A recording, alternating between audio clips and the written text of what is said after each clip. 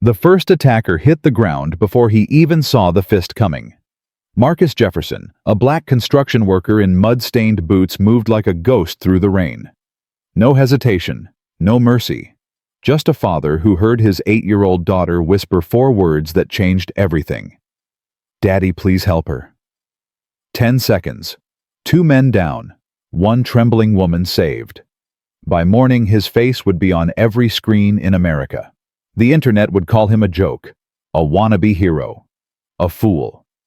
They had no idea who Marcus Jefferson really was, and neither did the CEO who showed up at his door the next day with tears in her eyes and a secret that would shatter everything. Comment your city below so I can see how far this story travels. The rain came down like bullets that night. Marcus Jefferson pulled his worn jacket tighter and looked down at his daughter. Maya was 8 years old with braided hair and her mother's smile. She was skipping through puddles like the storm was a game, not a threat. "Daddy, can we get ice cream?" Marcus almost laughed. "Baby girl, it's pouring rain." So ice cream doesn't care about rain. How about hot chocolate instead? "When we get home." Maya pretended to think about it, tapping her chin like she'd seen lawyers do on television. "Deal, but only if you tell me a story about the brave knights." Again. "You tell the best stories, Daddy. The knights always protect people, just like you." Marcus felt something twist in his chest. She had no idea how close to the truth she was. She had no idea about the man he used to be, the things he'd done, the people he'd protected, the life he'd buried 3 years ago when everything fell apart. "All right, baby, 1 story. But you gotta walk faster. This rain ain't playing." They cut through the old district, narrow alleys, broken streetlights, the kind of neighborhood most folks avoided after dark. But Marcus knew these streets better than anyone. He'd mapped every corner, every exit, every shadow. Old habits. The kind that never really die. That's when he heard it. A woman's voice. Muffled. Desperate. "Please, just let me go." Marcus stopped walking.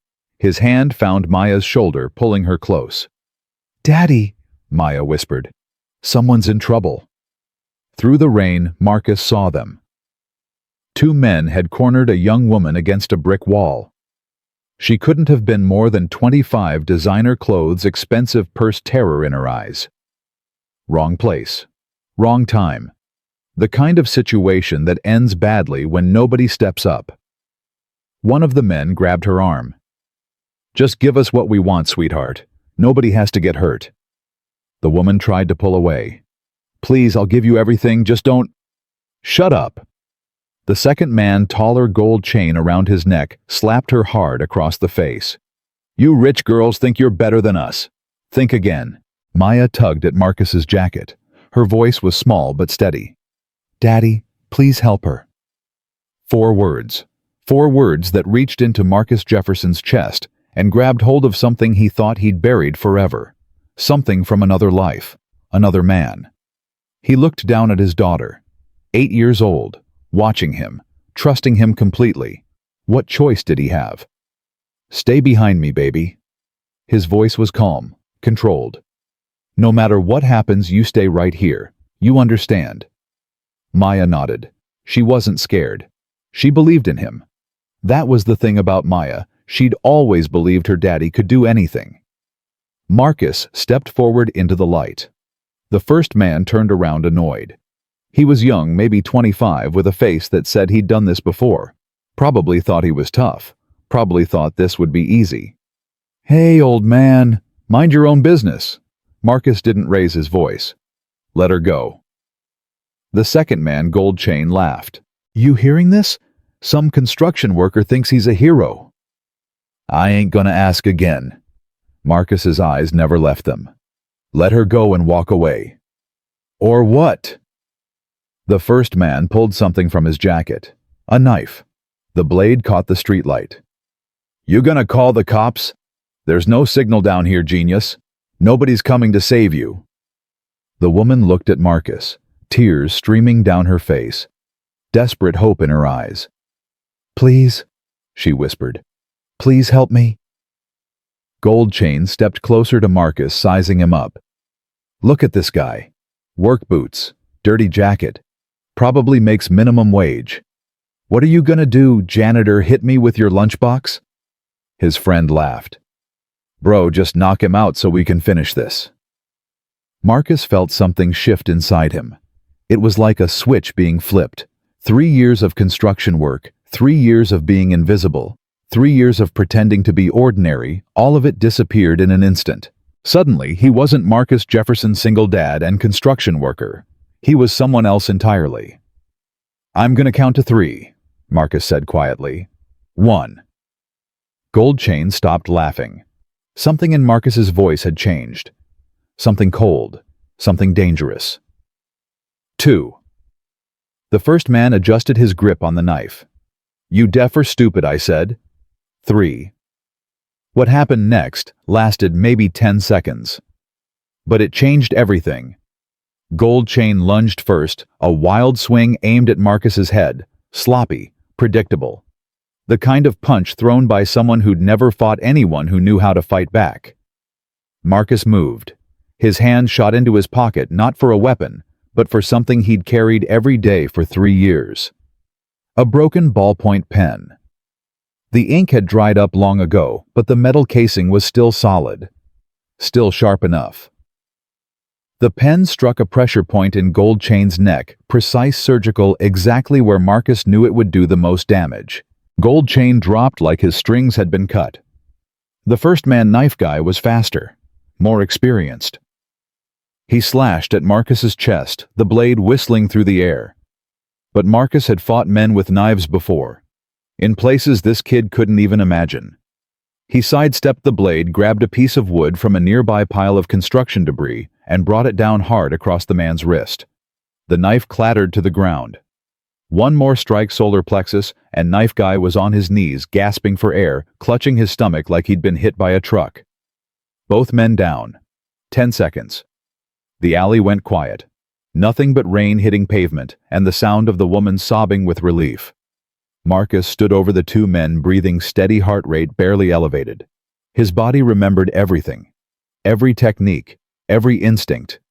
3 years of playing normal, and his training hadn't faded one bit. The woman stared at him in shock. How did you? Are you hurt? Marcus asked. His voice was gentle now.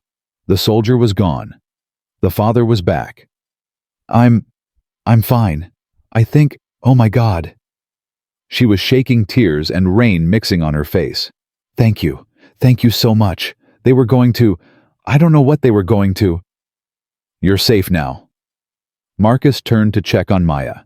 She was exactly where he'd left her. Standing in the shadows, hands clasped together, eyes wide, not with fear, but with awe. Daddy.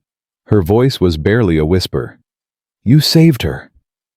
Marcus knelt down, rain soaking through his jacket, and pulled his daughter into a hug. You okay, baby girl? I knew you could do it. Maya wrapped her arms around his neck. I knew it. You're a superhero, Daddy. I always knew. The moment broke when footsteps approached. People were coming, drawn by the noise emerging from nearby buildings with phones already out. Holy crap, did you see that? Some guy just took down 2 dudes. Get this on video. More phones appeared. The recording had already started. Marcus could feel the eyes on him, the lenses pointed at his face, capturing everything. This was bad. This was very bad. One of the bystanders, a young guy with expensive sneakers and a phone held sideways, started narrating like he was filming a documentary. Yo, so apparently this construction worker thinks he's some kind of action hero. Guy probably watches too many movies. Bro, did you see those takedowns though? His friend replied. That was actually clean. Still though, who does that? Just some random dude playing superhero. Another voice from the growing crowd.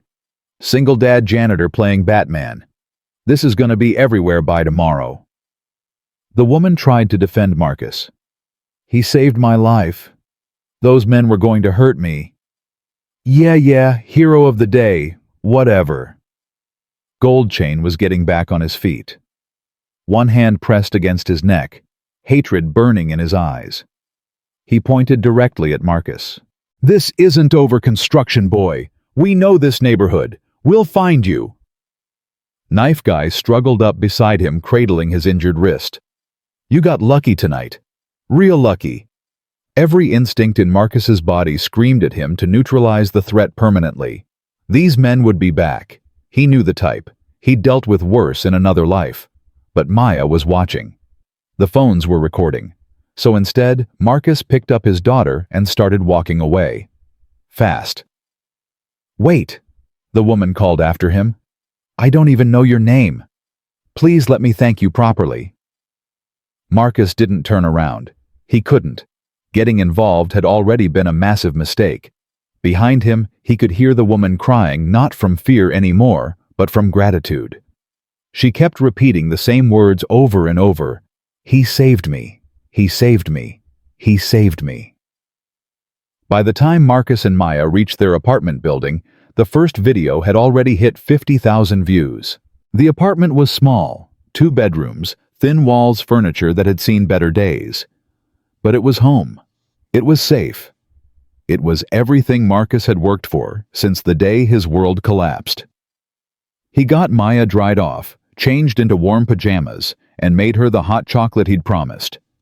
She sat at the kitchen table, both hands wrapped around the mug, watching him with those big brown eyes. "Daddy." "Yeah, baby. Those bad men. They're not gonna come here, right?" Marcus pulled up a chair and sat across from her. "Nobody's gonna hurt you, Maya. Not ever, I promise." "I know." She took a sip of her hot chocolate. "Because you're a superhero. You just don't tell anyone." "Maya." "It's okay, Daddy. I can keep a secret." She smiled her mother's smile, and Marcus felt his heart crack just a little bit more. "I won't tell anyone about your powers." He couldn't help but laugh. "I don't have powers, baby girl." "Yes, you do. The power of being the best daddy in the whole world." Marcus reached across the table and squeezed her hand. "You know what your power is." "What?" "Making everything better, even when the world feels broken." Maya beamed. "That's because I learned from you." After Maya fell asleep, Marcus sat on the worn couch with his phone in his hand, watching his carefully constructed life fall apart in real time. The videos were everywhere. 50,000 views, 100,000, 200,000. The numbers kept climbing, and so did the comments. Construction worker thinks he's Batman. Blue-collar vigilante seeking attention. Who does this guy think he is? Single dad janitor's cringe hero moment, when watching too many action movies goes wrong. Poor kid has to watch her dad embarrass himself like this. Imagine being so desperate for attention you fake a rescue in an alley. Those attackers were probably his buddies. Whole thing looks staged. But the comments that made Marcus's blood run cold weren't the mockery. They were the threats. "Anyone know who this guy is? I want to find him. He lives in the Riverside district. I recognize that alley. I've seen him around the construction sites downtown. Easy to track. Someone should teach this hero a lesson about minding his own business." Marcus turned off his phone and threw it in a drawer. 3 years. 3 years of being invisible. 3 years of building a quiet life.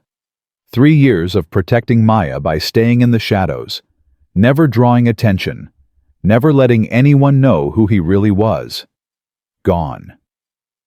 All because he couldn't walk away from a woman in trouble. All because his daughter said 4 words, "Daddy, please help her." He leaned back on the couch and closed his eyes. In his pocket, his fingers found the broken pen, the one Denise had given him the day before their wedding. "For luck," she'd said, pressing it into his palm with that smile he'd never forget. "I know you don't believe in luck, but I do, and I believe in you." The ink had run out years ago, but Marcus couldn't let it go. It was all he had left of her. He pulled it out and looked at it in the dim light. Worn, scratched, the clip bent from years of being shoved in pockets. There was something on it he'd never really paid attention to before. a tiny engraving near the base, an eagle with spread wings. He'd never thought much about it. Denise had found it at a vintage shop downtown.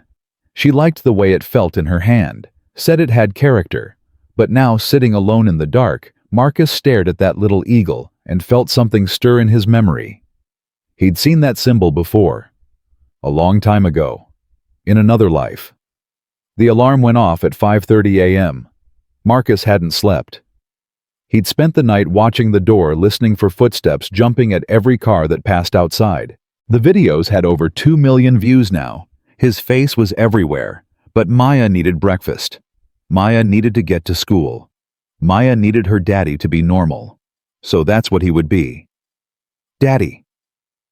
Maya came bouncing out of her room, already dressed, backpack ready. Guess what I dreamed about? What's that, baby? The brave knights. And this time the king said the knight was the best in the whole kingdom, and everyone cheered for him, and the princess said. A sound outside made Marcus freeze. Car doors closing, expensive ones, the kind that don't slam, they click. He moved to the window and looked out. A black SUV with tinted windows had parked directly in front of their building. A driver in a suit stood by the door, and stepping out onto the sidewalk was a woman who looked like she'd walked straight off the cover of a business magazine. Tailored suit, dark hair pulled back perfectly, the kind of clothes that cost more than Marcus made in 3 months. But her eyes were red, like she'd been crying all night. She looked up at the building, took a deep breath, and walked toward the entrance. Daddy, Maya pressed her face against the window. Who's that pretty lady? Marcus didn't answer. His heart was pounding. Something about that woman. Something about the way she moved, the way she carried herself. 3 sharp knocks on the door. Professional. Urgent. Maya started toward it, but Marcus held her back. Stay here, baby. He opened the door slowly. The woman stood there, and up close, Marcus could see how badly she'd been crying. Her makeup was smudged. Her hands were trembling. She looked like someone who'd been through the worst night of her life. Mr. Jefferson, she said. Her voice was shaking. My name is Victoria Lane. I'm the CEO of Lane Industries. Marcus said nothing. We need to talk. She paused, swallowing hard. You saved my sister's life last night. The world stopped. Sister. That woman in the alley. The one he'd saved. The one who kept saying, he saved me, he saved me. She was this woman's sister. Victoria Lane took a shaky breath. Sophie is 25 years old. She just graduated college. She was walking home from dinner when those men... She couldn't finish. Tears spilled down her cheeks. Maya tugged at Marcus's shirt and whispered, Daddy, is this about the lady you saved? Victoria looked down at Maya, and despite everything, she managed a small smile. You must be Maya. Your daddy is a hero. I know. Maya nodded seriously. I told him he's a superhero, but he says he's just regular. Victoria's laugh was hollow, broken.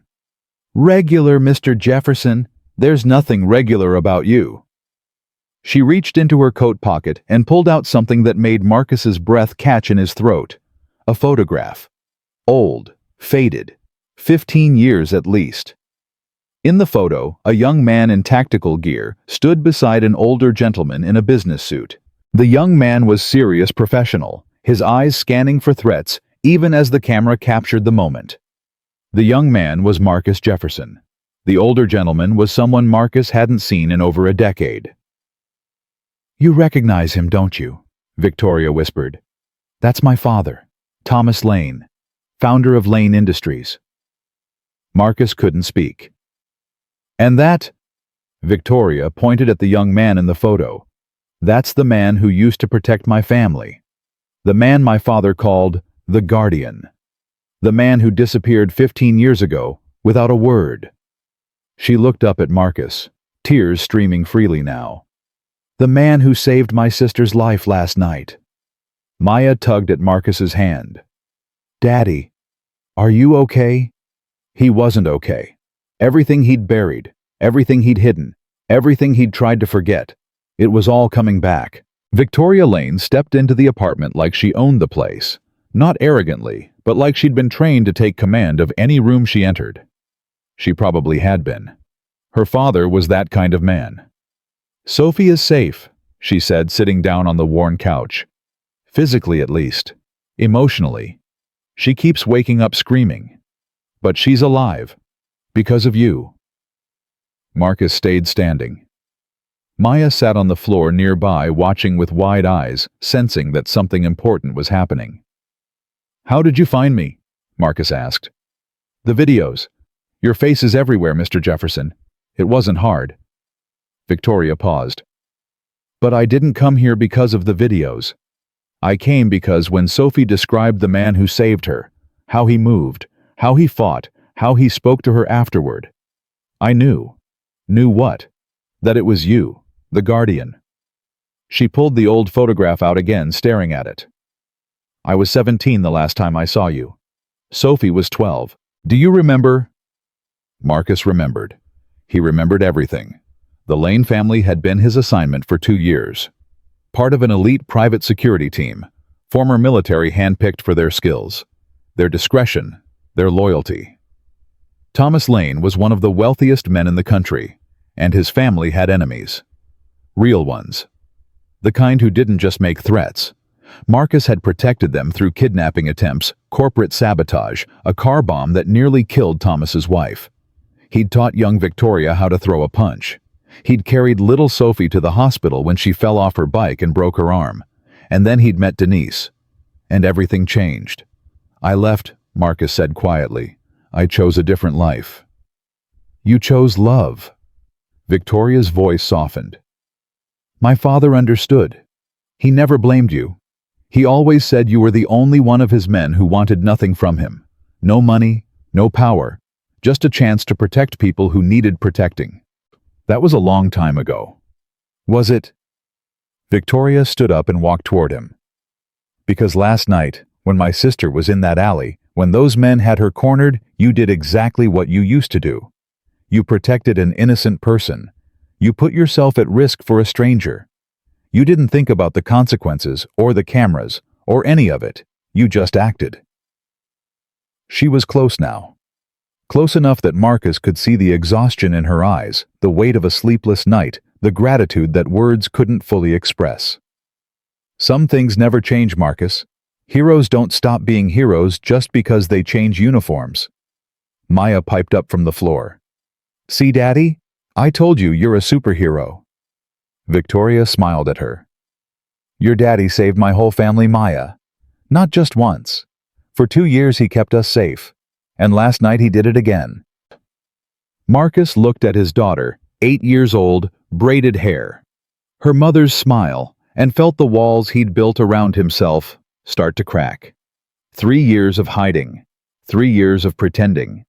3 years of telling himself that the man he used to be was dead and buried. But that man had never really died. He'd just been waiting. Waiting for a reason to come back. And last night in a dark alley in the pouring rain, that reason had found him. "Daddy, please help her." 4 words. 4 words that changed everything. Victoria didn't leave right away. She stayed for almost an hour talking to Marcus about the years since he'd left, about her father's passing 5 years ago, about how she'd taken over the company and built it into something even bigger than before. But mostly she talked about Sophie.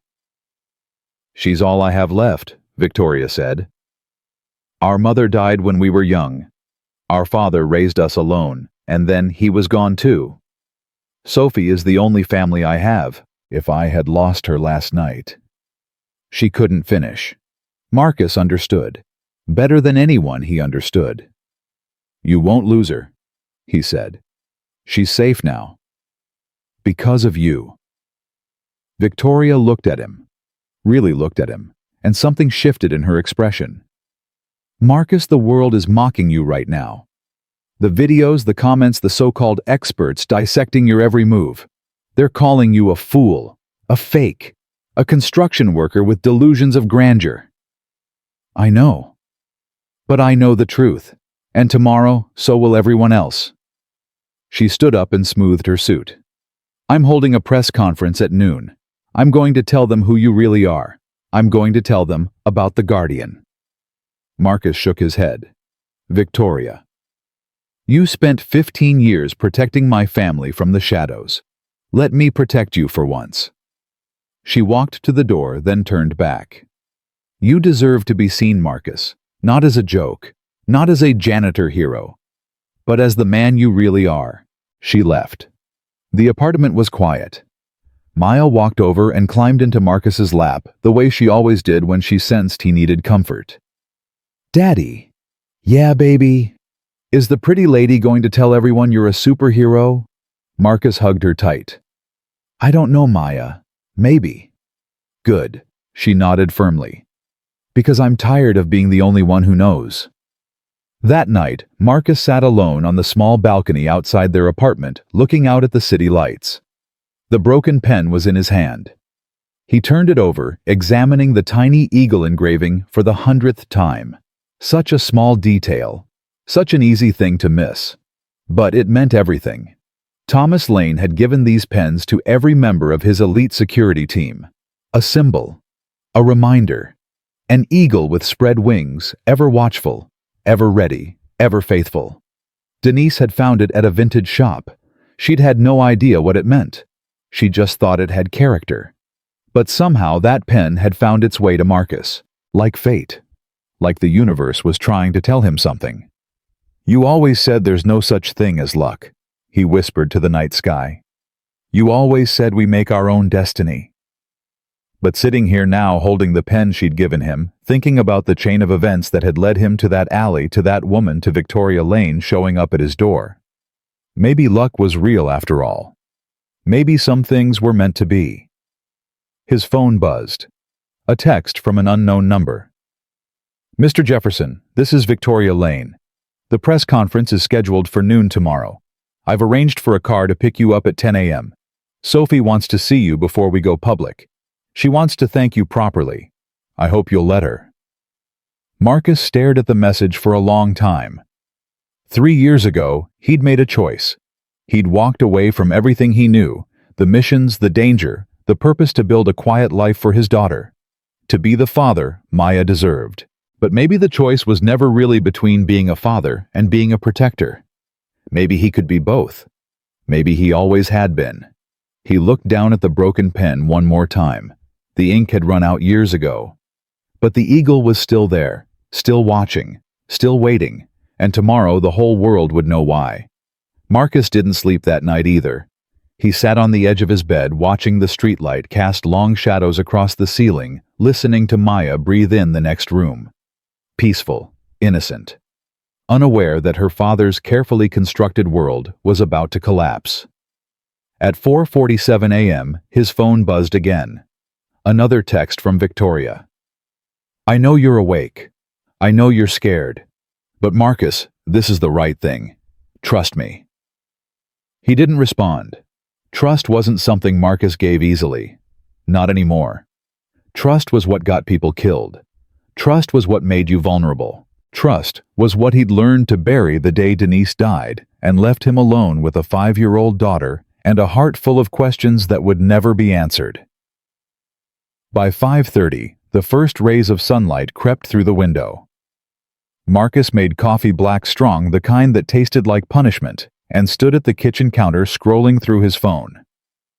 The videos had exploded overnight. 4 million views, 5 million, 6. And the comments had gotten worse. This guy's 15 minutes of fame are almost up. Can't wait to watch him fade back into nothing. Fake hero, staged video. Probably paid those guys to pretend to attack her. Construction worker Batman is the cringiest thing I've seen all year. Someone find out where this clown lives. He needs a reality check. But there were other comments too.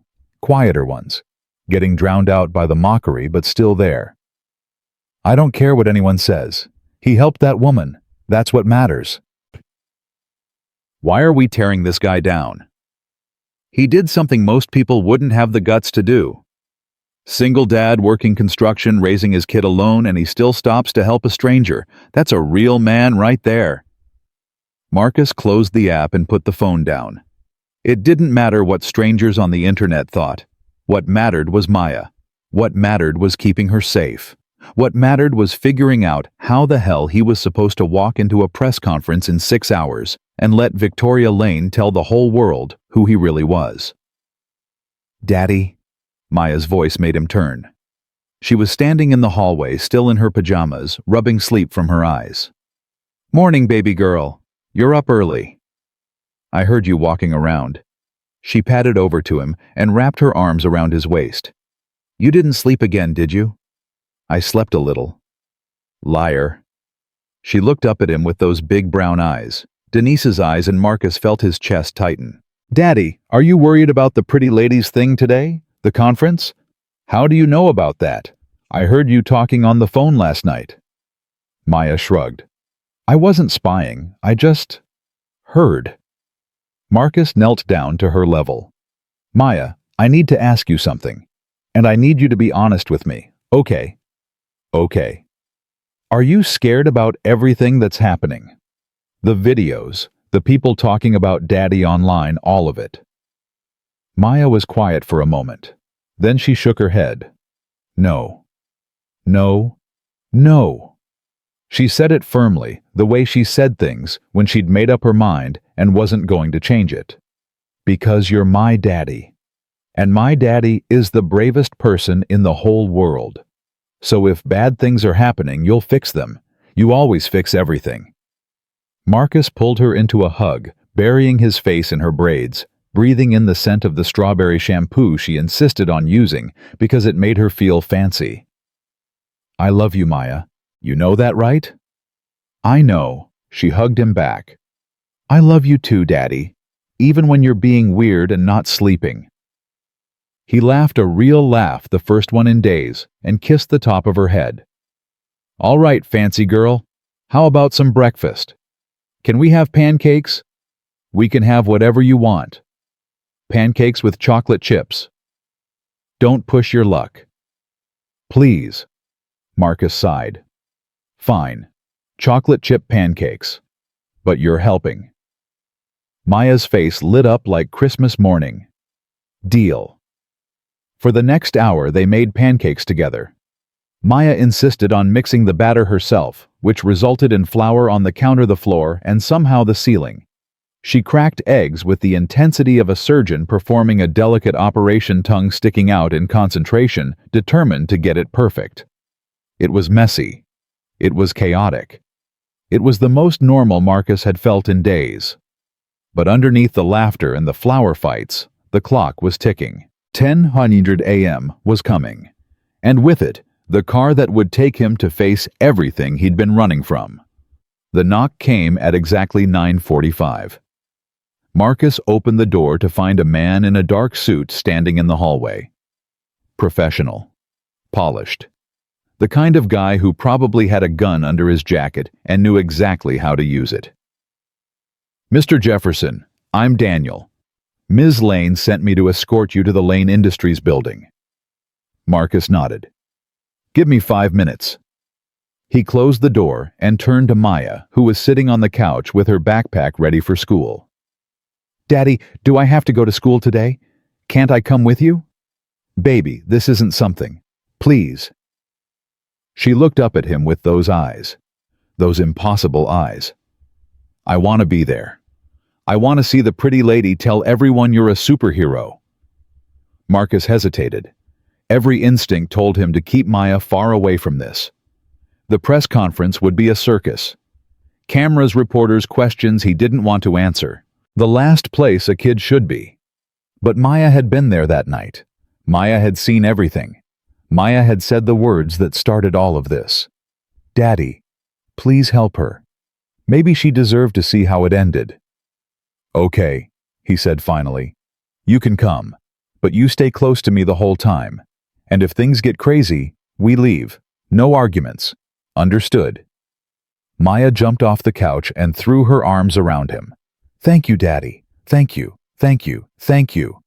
What did I say about pushing your luck? I'm not pushing it. I'm just stretching it a little." Marcus shook his head, but he was smiling. "Get your jacket. Let's go." The SUV was nicer than any car Marcus had ever been in. Leather seats, tinted windows, the kind of quiet that only came with serious money. Daniel drove smoothly through the city streets while Maya pressed her face against the window, watching the buildings go by. "Daddy, is this what rich people cars feel like?" "I guess so. It's so quiet, like being inside a cloud." "You've been inside a cloud?" "No, but I imagine this is what it's like." She turned to look at him. "Daddy, when the pretty lady tells everyone you're a superhero, are we going to be rich too?" "Maya, because if we're rich, I want a dog, a big fluffy one, and maybe a pool, and definitely more chocolate chip pancakes." Marcus laughed despite himself. "Let's just get through today first, okay? Then we'll talk about dogs and pools." "But not the pancakes. The pancakes are non-negotiable." "Where did you learn that word?" "School." Maya grinned. "Mrs. Patterson says it when she's being serious about something. Is that right?"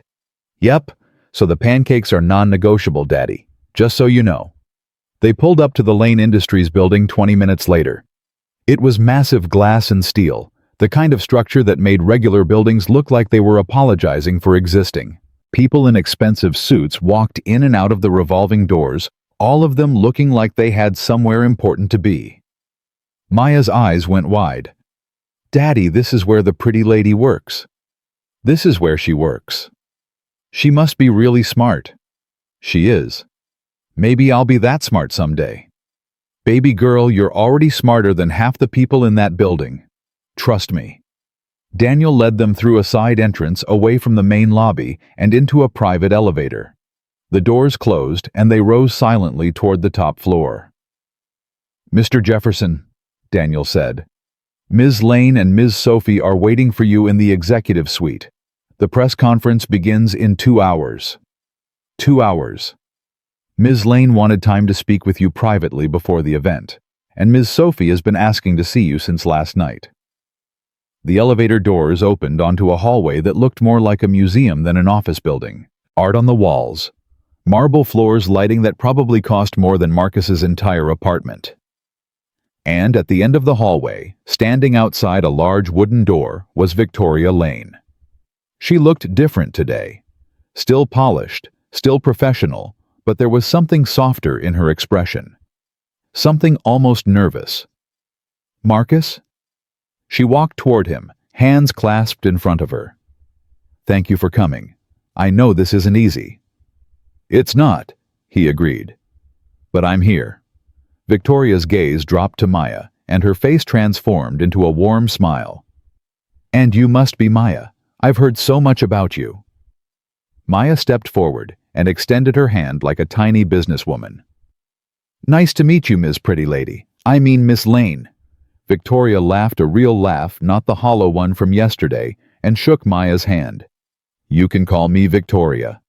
And I have to say you have excellent manners. My daddy taught me. He says being polite costs nothing but means everything." "Your daddy is a wise man." "I know. He's also a superhero, but he doesn't like to talk about it." Victoria glanced at Marcus with something like admiration. "Sounds about right." She led them through the wooden door into an office that was bigger than Marcus's entire apartment. Floor-to-ceiling windows overlooked the city. A massive desk sat at one end, but they weren't heading there. Instead, Victoria guided them toward a seating area where a young woman was waiting. Sophie Lane. She stood up the moment she saw Marcus, and the look on her face made his chest hurt. Gratitude. Relief. Something deeper that he couldn't quite name. "It's you," she whispered. "It's really you." She was smaller than he remembered from the alley, younger looking in the daylight. But her eyes were the same eyes that had looked up at him through the rain filled with terror, pleading for help. "Ms. Lane," Marcus started. "Sophie." She shook her head. "Please, just Sophie." "Sophie, I'm glad you're okay." She crossed the room in 3 quick steps and threw her arms around him. Marcus stiffened. He hadn't expected that, but after a moment, he hugged her back. gently, carefully. "Thank you," Sophie said into his shoulder. "Thank you, thank you, thank you. I've been saying it all night, but it doesn't feel like enough. It will never feel like enough." "You don't have to thank me." "Yes, I do." She pulled back, tears streaming down her face. "Those men. They were going to... I don't know what they were going to do, but it wasn't going to end well. And then you came out of nowhere. Like an angel. Like a guardian." Guardian. The word hit Marcus like a punch to the chest. Victoria stepped forward. "That's actually what our father used to call him. The guardian. Did you know that Sophie..." Sophie looked confused. "What do you mean?" "Marcus used to work for our family, 15 years ago. He was part of Dad's personal security team, the elite unit." Sophie's eyes went wide. "Wait, you're the guardian. The one Dad always talked about. The one who left to get married." Marcus nodded slowly. "That was a long time ago." "Oh my God." Sophie covered her mouth with both hands. "Dad used to tell stories about you. He said you were the best man he ever knew. He said you could have had anything, money, power, a position in the company, but all you wanted was to protect people. And when you fell in love, you walked away from everything to build a normal life. He talked about me.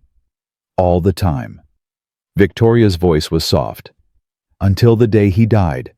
He always wondered what happened to you, where you went, if you were happy."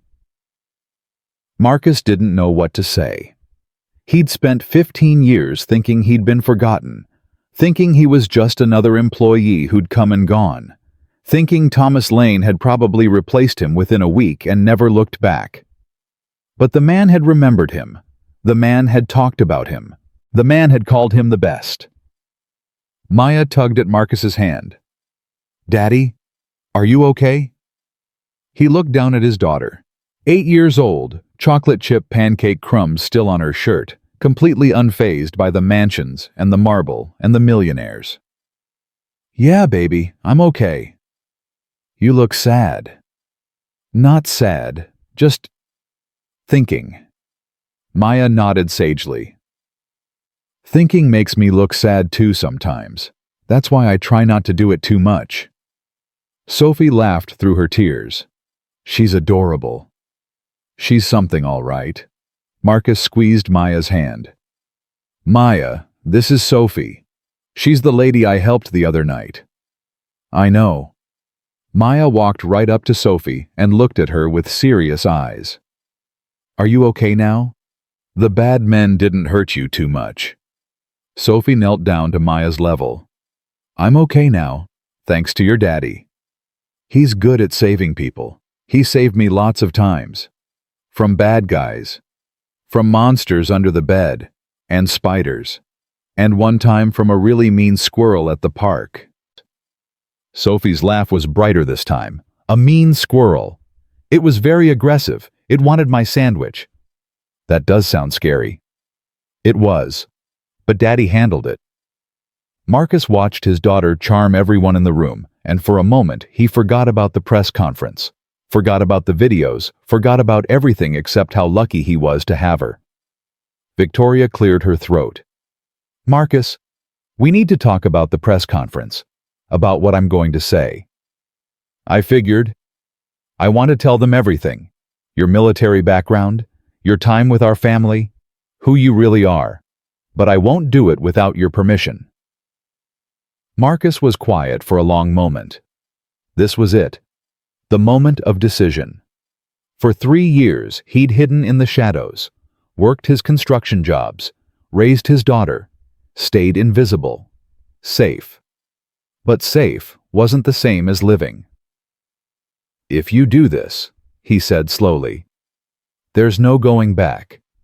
My face is already out there, but my name, my history, everything else, once that's public, I can't take it back. I know. Maya will be affected. People will know who she is, know where we live." Victoria stepped closer. "I've already thought about that. I want to offer you a position with Lane Industries, head of security. It comes with a salary that would let you move Maya to a better neighborhood, a safer school, a house with actual security systems, and it comes with resources to make sure she's protected. You're offering me a job. I'm offering you your life back. Victoria's eyes were steady. Not the life you had before. Something new. Something better. A chance to do what you were born to do, protect people, while still being the father Maya needs. Marcus looked at Sophie, who nodded encouragingly. He looked at Maya, who was now examining a very expensive-looking vase on a nearby table with dangerous curiosity. He looked at the broken pen in his pocket, the one Denise had given him, the one with the eagle, that meant more than he'd ever realized. "Okay," he said finally. Victoria blinked. "Okay. Tell them. Tell them everything." The press conference was held in a massive conference room on the main floor. By the time Marcus arrived, every seat was filled. Cameras lined the back wall. Reporters clutched notebooks and phones ready to document every word. Victoria had arranged for Maya to watch from a side room away from the chaos, but close enough that Marcus could see her through the glass. She waved at him. He waved back. Then Victoria Lane stepped up to the podium. "Thank you all for coming."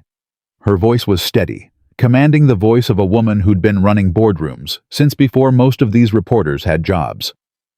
Yesterday, the internet did what it does best. It found someone to mock, someone to tear down, someone to turn into a joke. She paused, letting that sink in. You called him a janitor hero, a construction worker Batman, a cringe attention seeker. You made memes about him. You questioned his motives. You dug into his life and decided he was nothing special. Her jaw tightened. You were wrong. The room was dead silent. The man who saved my sister's life is named Marcus Jefferson, and he is not a construction worker playing hero. He is a decorated military veteran, a former member of an elite security unit, a man who once protected my family, my father, my sister, and myself for 2 years. A man my father called the Guardian, because he was the finest protector any of us had ever known. Murmurs rippled through the crowd. 15 years ago, Marcus made a choice. He fell in love. He got married. He walked away from danger and power and money because he wanted something simple, something real, a family. Victoria's voice cracked slightly, but she pushed through. His wife died 3 years ago. He's been raising his daughter alone ever since, working construction to pay the bills, keeping his head down, staying invisible, not because he was ashamed of who he was, but because he wanted to give his child a normal life. She looked directly into the cameras. And yet when my sister was attacked in that alley when she was cornered by 2 men with no one else around, Marcus Jefferson didn't think about staying invisible. He didn't think about his own safety. He didn't think about what the internet might say. She paused. He just acted, because that's who he is. That's who he's always been. A reporter's hand shot up. Ms. Lane, are you saying the viral video was real? That this wasn't staged? Victoria's eyes went cold. My sister was nearly assaulted. She has been having nightmares for 2 days. She can barely close her eyes without seeing those men's faces. Does that sound staged to you? The reporter went quiet. Marcus Jefferson saved my family once before, and 2 nights ago he saved us again. Not because anyone asked him to, not because he wanted attention or fame or money, but because he saw someone in trouble, and he couldn't walk away. She turned slightly, gesturing toward the side of the room. Marcus, would you please join me? The room seemed to hold its breath as Marcus walked toward the podium. He could feel every eye on him, every camera, every judgment. But he kept walking, because Maya was watching through the glass, and he needed her to see that her daddy wasn't afraid. He stepped up beside Victoria, and for a long moment, he just stood there looking out at the sea of faces. Then he spoke. I'm not good at speeches. His voice was rough, honest. I'm not good at cameras or press conferences or any of this. I'm just a guy who was walking home with his daughter and heard someone screaming for help. He paused. My little girl said 4 words to me. Daddy, please help her. That's all it took. Because when your child asks you to do the right thing, you don't think. You don't calculate. You just move. He looked toward the glass where Maya was pressing her face against it, grinning ear to ear. Everything I do for her. I wake up every morning for her. I work every job for her. I stayed invisible for 3 years for her. And I stepped into that alley because she believed I could make a difference. She believed I was a hero. He turned back to the cameras. I don't know if I'm a hero. I don't know if what I did was brave or stupid or something in between. But I know this, I'd do it again, every time. No hesitation. Because that's what fathers do. We protect. We sacrifice. We show up even when it's hard, especially when it's hard. The room was silent. So you can call me whatever you want. Janitor hero. Construction worker Batman. I don't care. The only title that matters to me is the one that little girl in there gave me 8 years ago. He smiled, small, tired, but real. Daddy. The room erupted. Questions flew from every direction. Cameras flashed. Reporters shouted his name. But Marcus wasn't listening. He was looking at his daughter through the glass. She was crying. But she was also smiling. And she was holding up both thumbs in the universal sign of, "You did it, Daddy." He held up his thumb back. And for the first time in 3 years, Marcus Jefferson felt like himself again. The press conference ended, but the chaos was just beginning. Reporters swarmed Marcus the moment Victoria finished her closing remarks. Microphones thrust toward his face. Questions shouted from every direction. Cameras flashed so fast the room looked like it was filled with lightning. Mr. Jefferson, how does it feel to be called a hero? Marcus, are you planning to return to security work? What do you say to the people who doubted you? Can you tell us more about your military background? Mr. Jefferson, is it true you single-handedly took down 2 armed men? Marcus felt his chest tighten. The walls were closing in. Too many voices. Too many faces. Too many eyes on him after 3 years of being invisible. Then he felt a hand on his arm. Victoria. That's all for today. She announced, her voice cutting through the noise like a blade. Mr. Jefferson will not be taking further questions at this time. Thank you all for coming.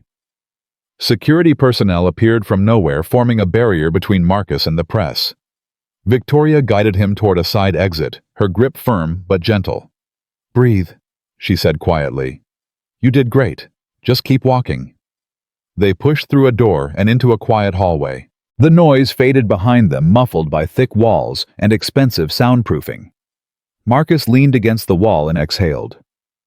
You okay? Victoria asked. I don't know.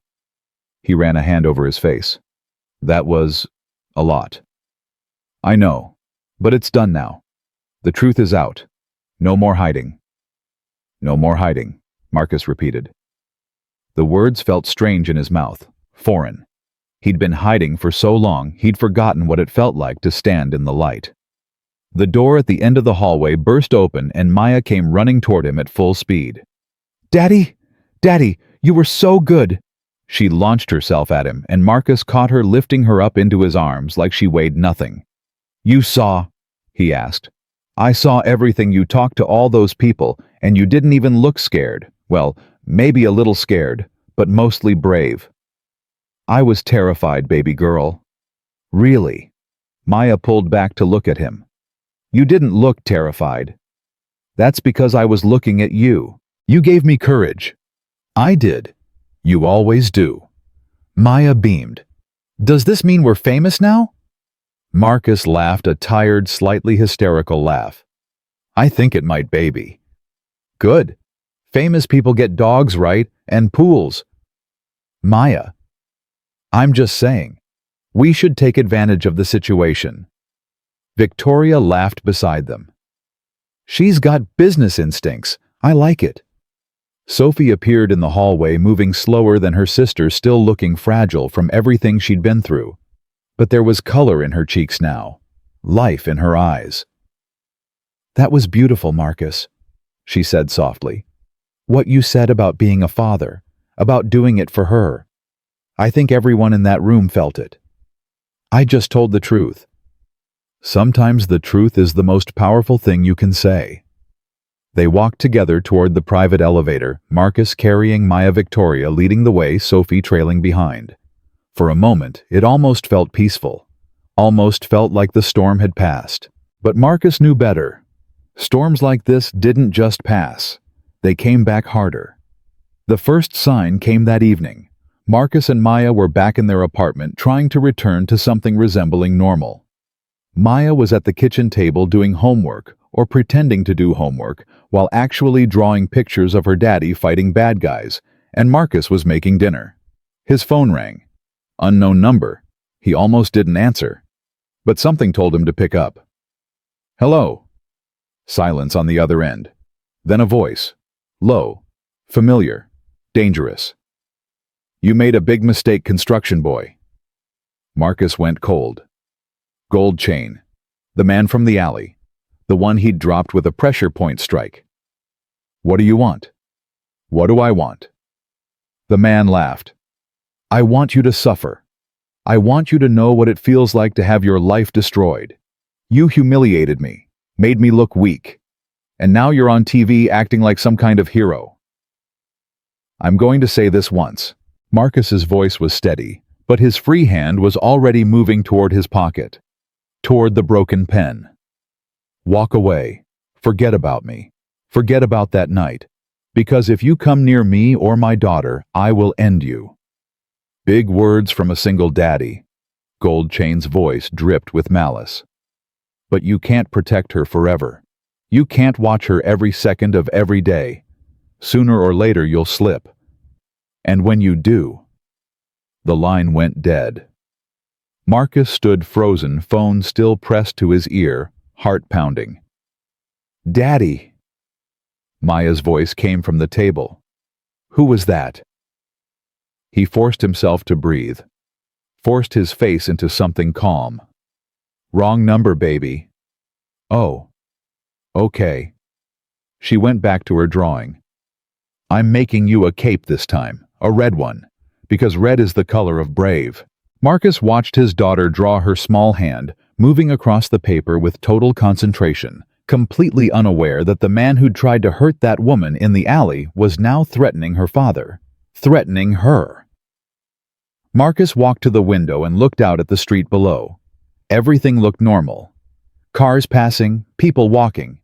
The same neighborhood he'd called home for 3 years. But it didn't feel safe anymore. Nothing felt safe anymore. He pulled out his phone and dialed Victoria's number. She answered on the second ring. "Marcus, is everything okay?" "No." He kept his voice low so Maya wouldn't hear. "One of the men from the alley just called me. He made threats. Against me. Against Maya." Victoria was quiet for a moment. When she spoke again, her voice was cold, controlled. The voice of a woman who'd dealt with threats before. "Do you know his name?" "No. But I know his face. I could identify him." "I'll have my security team start looking immediately. In the meantime, I want you and Maya to come stay at my estate. It's gated, guarded around the clock. You'll be safe there." "Victoria, I can't just..." "Marcus." Her voice softened. "You spent 2 years protecting my family. Let me protect yours. Please." He looked at Maya again, still drawing, still humming to herself, still believing her daddy could handle anything. "Okay," he said. "We'll come. I'll send a car in 30 minutes."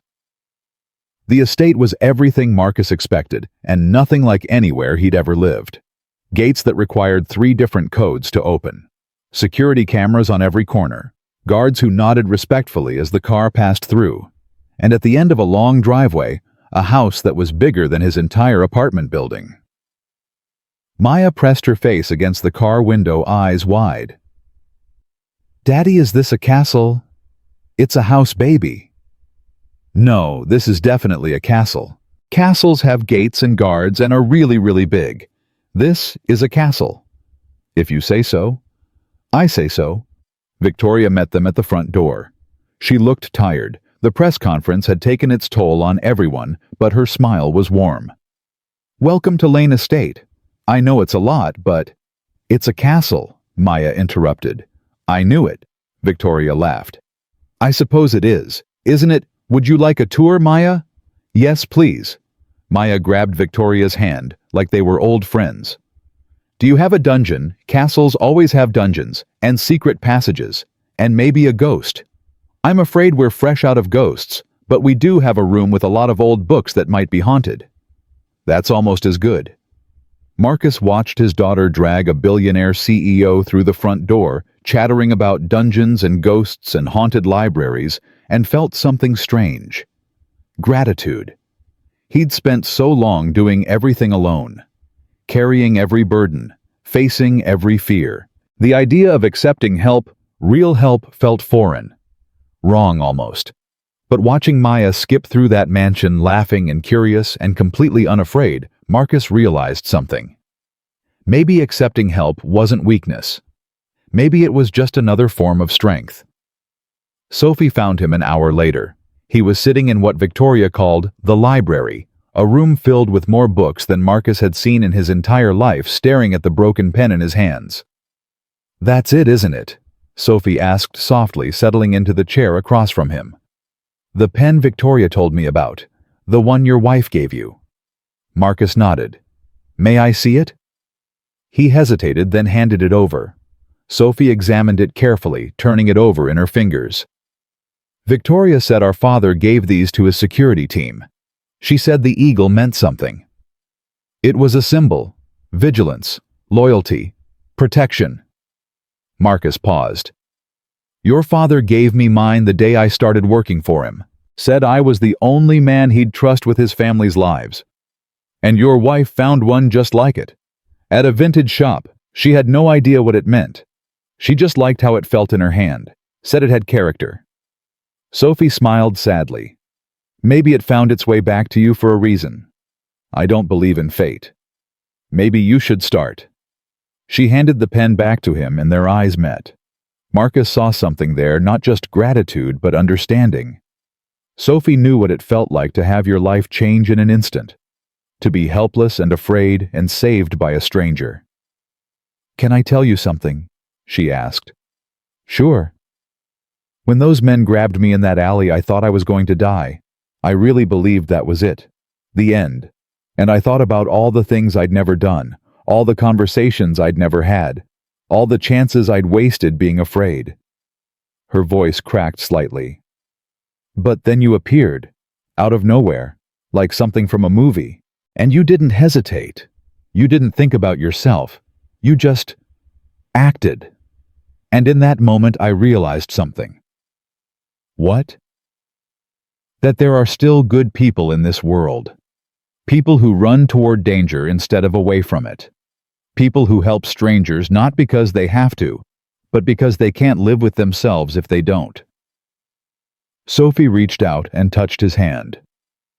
"You gave me back my life, Marcus. But more than that, you gave me back my faith. My faith that the world isn't as dark as it sometimes seems. That heroes actually exist." Marcus didn't know what to say, so he just nodded. Sometimes words weren't enough. Sometimes they weren't necessary. That night, Marcus couldn't sleep. He walked through the darkened halls of the estate, past rooms filled with expensive furniture and priceless artwork, until he found himself on a balcony overlooking the grounds. The city glittered in the distance. Somewhere out there, Gold Chain was planning his revenge. Somewhere out there, people were still watching those videos, still forming opinions about a man they'd never met. But up here in the quiet dark, none of that seemed to matter. "Can't sleep either." Victoria's voice came from behind him. She stepped onto the balcony wrapped in a silk robe, hair down for the first time since he'd seen her.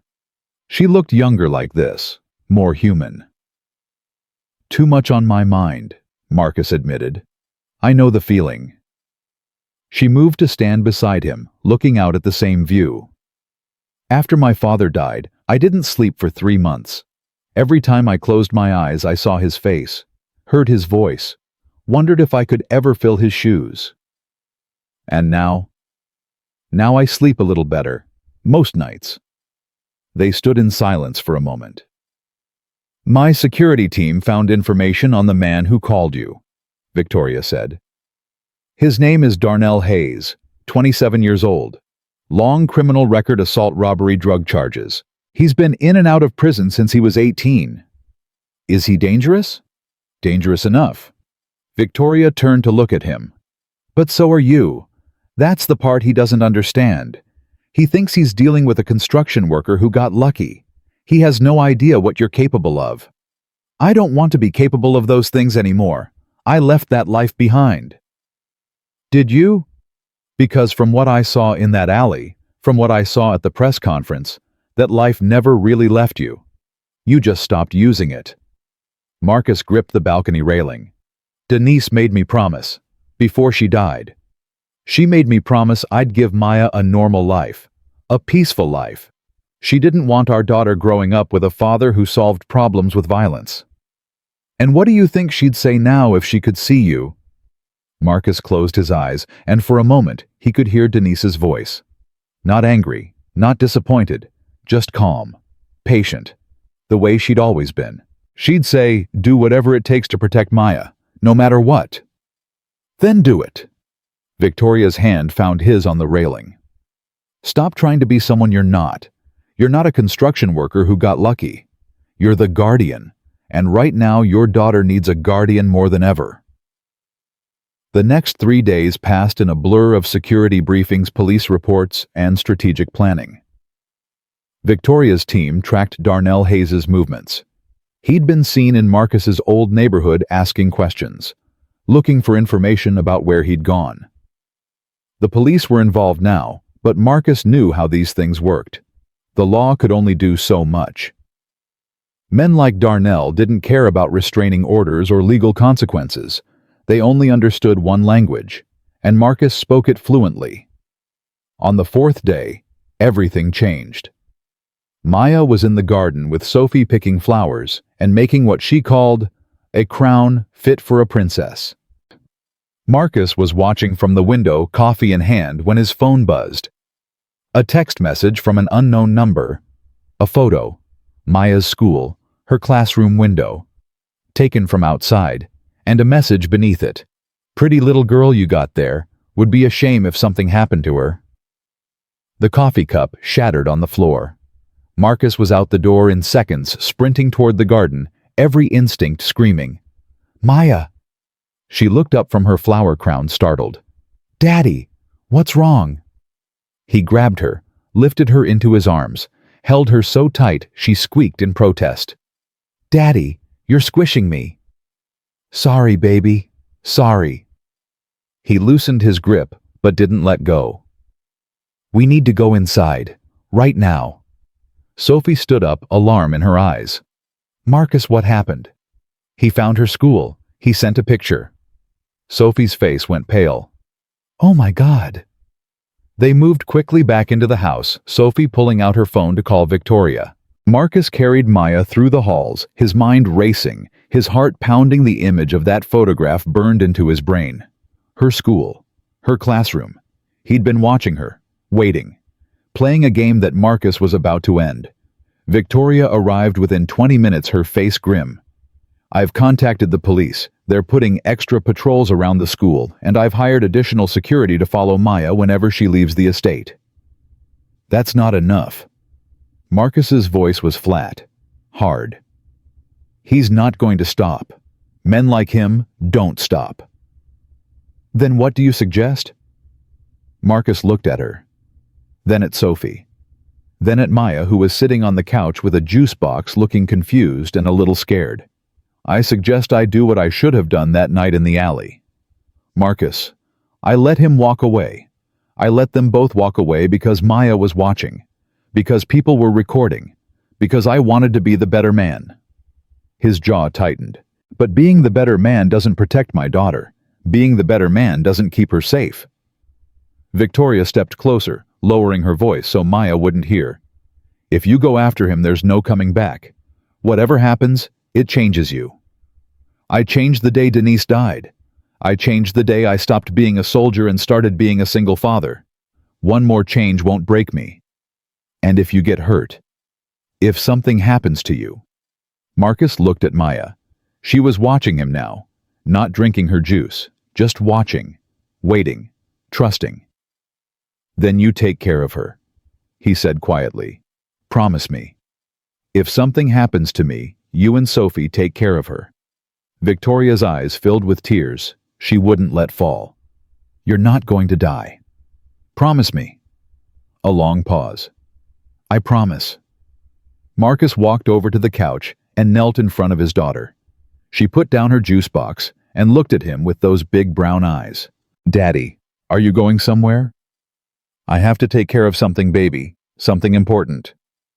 "Is it about the bad men?" He couldn't lie to her. He'd never been able to lie to her. "Yes." Maya was quiet for a moment. Then she reached into her pocket and pulled out something small. A crayon drawing folded into a tiny square.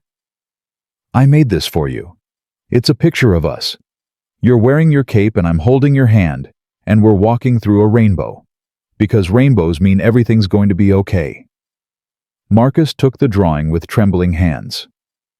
"Maya, you're coming back, right, Daddy?" He pulled her into a hug, pressing his face against her braids, breathing her in. "I'm coming back, baby girl, I promise. Pinky promise." She held up her tiny pinky finger. Marcus hooked his own around it. "Pinky promise." He stood up, slipped the drawing into his pocket next to the broken pen, and walked toward the door. Victoria handed him a piece of paper. "That's the address where Darnell has been staying. My team confirmed it an hour ago. He's been lying low since the press conference, but he hasn't left the city." Marcus took the paper without looking at it. "Thank you for everything. Thank me when you come home." Sophie hugged him quickly. "Be careful." "I'll try." And then Marcus Jefferson walked out the door, leaving behind the billionaire's estate, leaving behind his daughter, leaving behind everything he'd built in the last 3 years. He had a promise to keep, and a threat to end. The address led to a run-down apartment building on the east side of the city. Marcus sat in the borrowed car for a long moment, staring up at the crumbling brick facade. Graffiti covered the lower walls. Half the windows were boarded up, the kind of place where people came to disappear, or to hide. He reached into his pocket and pulled out 2 things: the broken pen and Maya's drawing. He unfolded the drawing carefully. There they were, him and Maya walking through a rainbow. His cape was bright red, just like she'd promised. Her smile took up half her face. Underneath, in her careful 8-year-old handwriting, she'd written, "Daddy and me forever." Marcus pressed the drawing to his chest for a moment. Then he folded it back up, slipped it into his pocket, and got out of the car. The building's front door was supposed to be locked, but the mechanism had been broken for years. Marcus pushed through and found himself in a dim hallway that smelled like mold and cigarette smoke. 3rd floor, apartment 3C. He climbed the stairs slowly, each footstep deliberate. His body remembered this feeling, the calm before action, the focused stillness that came before violence. He'd trained himself to embrace it, to use it. For 3 years he'd tried to bury it. Now he let it rise. 2nd floor. Keep climbing. His phone buzzed. A text from Victoria. "Police are 10 minutes out. Wait for backup." Marcus read the message, then put the phone away. He wasn't waiting. 3rd floor. The hallway was empty. Quiet, except for the muffled sound of a television playing somewhere behind closed doors. Apartment 3C was at the end, its door slightly ajar. Sloppy. Or a trap. Marcus moved along the wall, silent, controlled. Every sense heightened. Every muscle ready. He reached the door and listened. Voices inside. 2 of them. One was Darnell. Marcus recognized the arrogance from the phone call. The other was higher, more nervous. "I'm telling you, man, this is crazy. You saw what he did in that alley. The guy's military or something." So what?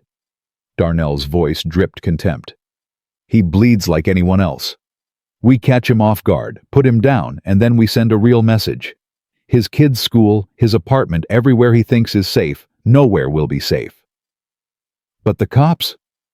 The cops don't care about us. They never have. This is between me and the construction worker who thinks he can make a fool of me. Marcus had heard enough. He pushed the door open and stepped inside. Both men spun around. Darnell was sitting at a kitchen table, phone in his hand, gold chain still around his neck. The other guy, knife guy from the alley, was standing by the window, his wrist still wrapped in a bandage from where Marcus had broken it.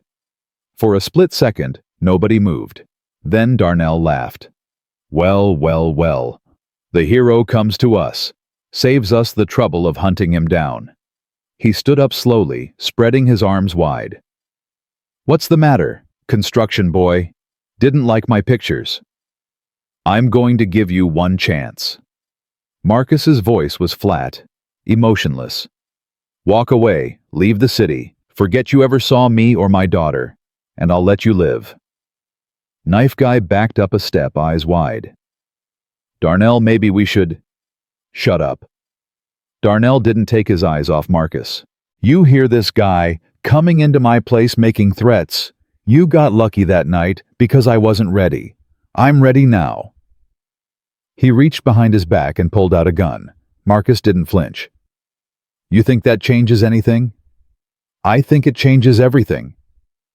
Darnell aimed at Marcus's chest. See, you might be fast. You might have some moves, but nobody's faster than a bullet.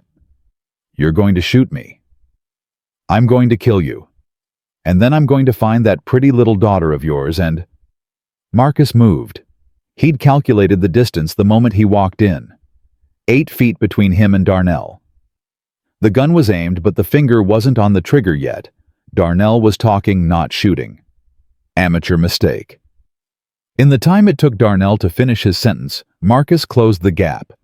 His left hand knocked the gun aside just as it fired.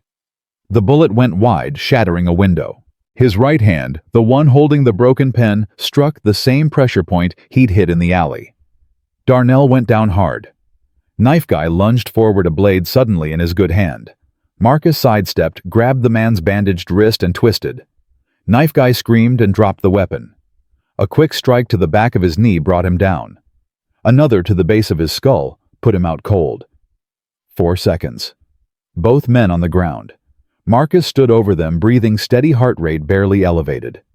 Darnell was still conscious, gasping for air, clutching his neck where the pen had struck. What the hell are you? Marcus knelt down beside him. I'm the man you threatened. I'm the father of the little girl you photographed. And I'm the last face you're going to see if you ever come near my family again. He grabbed Darnell by the collar and hauled him up, slamming him against the wall. You want to know what I was? Before I was a construction worker, I was a ghost. I protected people from threats they didn't even know existed. I eliminated problems that couldn't be solved any other way. And I was very, very good at it. Darnell's eyes were wide with genuine terror now. I chose to walk away from that life. I chose to be normal, to raise my daughter in peace, to never hurt anyone again. Marcus's grip tightened. But you took that choice away from me.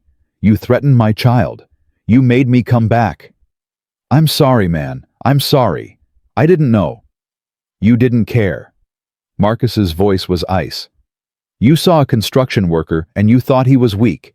You thought you could push him around. You thought wrong.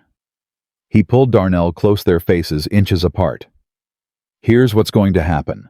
The police are on their way. You're going to tell them everything, the threats, the photographs, all of it. You're going to plead guilty to whatever they charge you with. And you're going to spend the next several years in prison thanking God every single day that I let you live. And if I don't? Marcus smiled. It was not a nice smile. Then I'll come back. And next time, I won't be merciful. He dropped Darnell to the floor and stepped back. Sirens were wailing in the distance, getting closer. Marcus looked down at the broken pen in his hand. A small drop of Darnell's blood stained the metal tip. For a moment, he felt something he hadn't felt in years. Power. Control.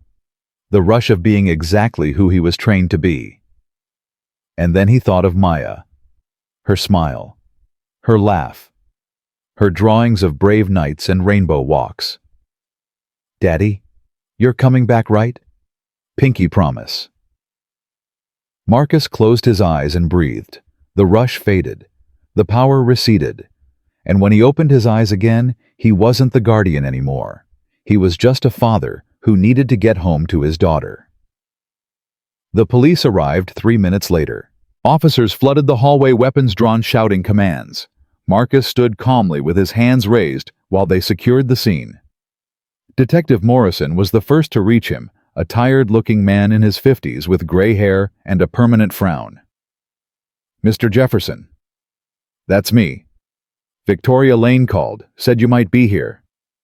The detective looked around at the two unconscious men on the floor. "I see you've been busy. They threatened my daughter, sent photographs of her school.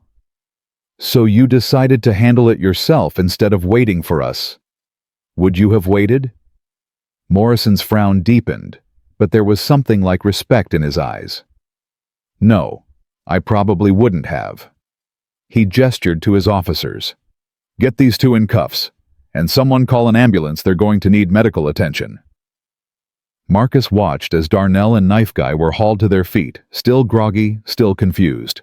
Darnell's eyes found Marcus as he was being led away, and for a moment pure hatred burned there. But it was a defeated hatred, the hatred of a man who'd learned his lesson. "Mr. Jefferson." Detective Morrison stepped closer, lowering his voice. "I've been doing this job for 30 years. I've seen a lot of men try to be heroes. Most of them end up dead or in prison. Is there a point to this? The point is that you're neither. You neutralized two dangerous criminals without killing them, without seriously injuring them, and without breaking any laws I can prove." The detective almost smiled. "That takes skill, the kind they don't teach at community college." "I'm a construction worker." "Sure you are." Morrison handed him a card. "If you ever decide to stop constructing things and want to actually use whatever skills you have, give me a call. The department could use someone like you."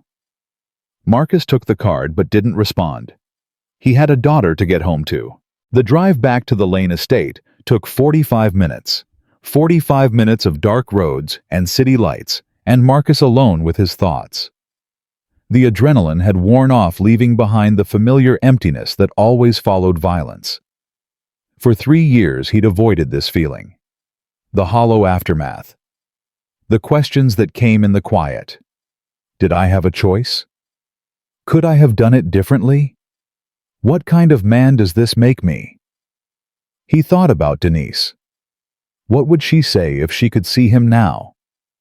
Would she be proud that he'd protected their daughter? Or disappointed that he'd fallen back into the life she'd begged him to leave? Both, probably.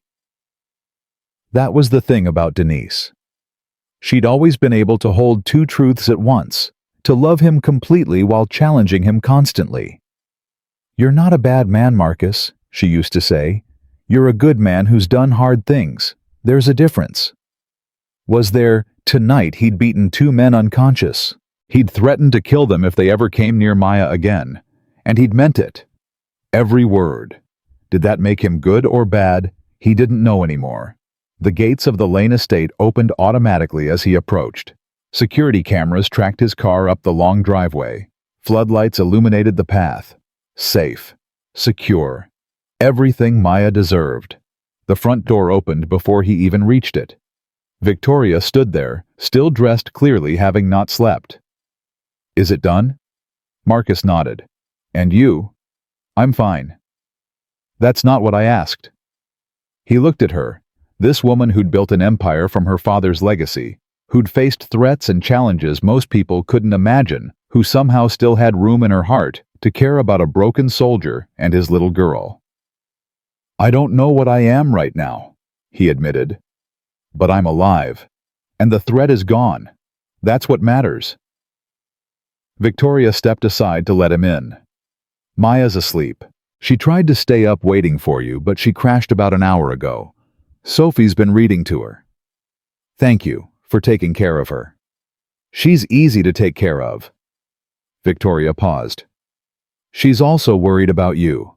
Even in her sleep she was asking for you, calling out Daddy every few minutes.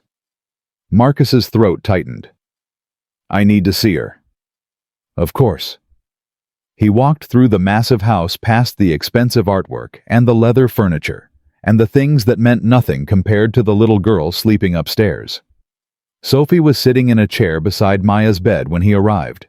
She looked up and immediately put a finger to her lips. She just fell into deep sleep, Sophie whispered. Poor thing fought it for hours. Marcus moved to the bed and looked down at his daughter. She was curled up under the blankets, one hand tucked under her cheek, the other clutching something against her chest. A piece of paper. Another drawing. This one showed 3 figures. A man, a little girl, and a woman with angel wings, watching over them from the clouds.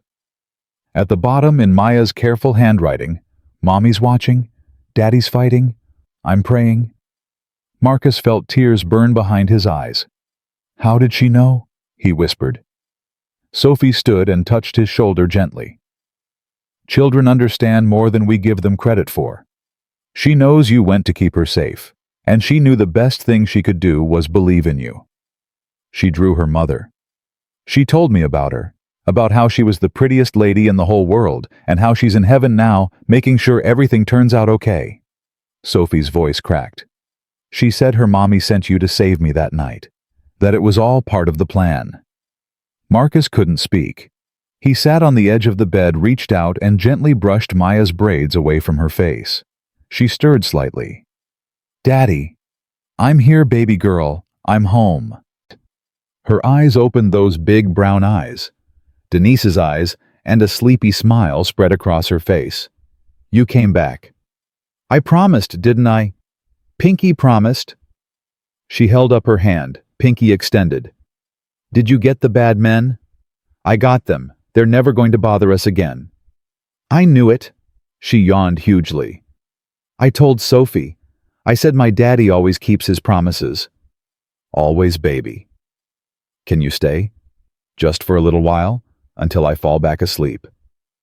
I'm not going anywhere.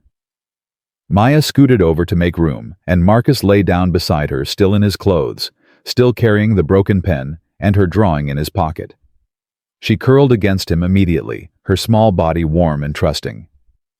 Daddy? Yeah, baby. I'm glad you're a superhero, but I'm more glad you're my daddy. He kissed the top of her head. Being your daddy is the best thing I've ever been. Better than being a knight. 1,000 times better. Good. She yawned again, already drifting off.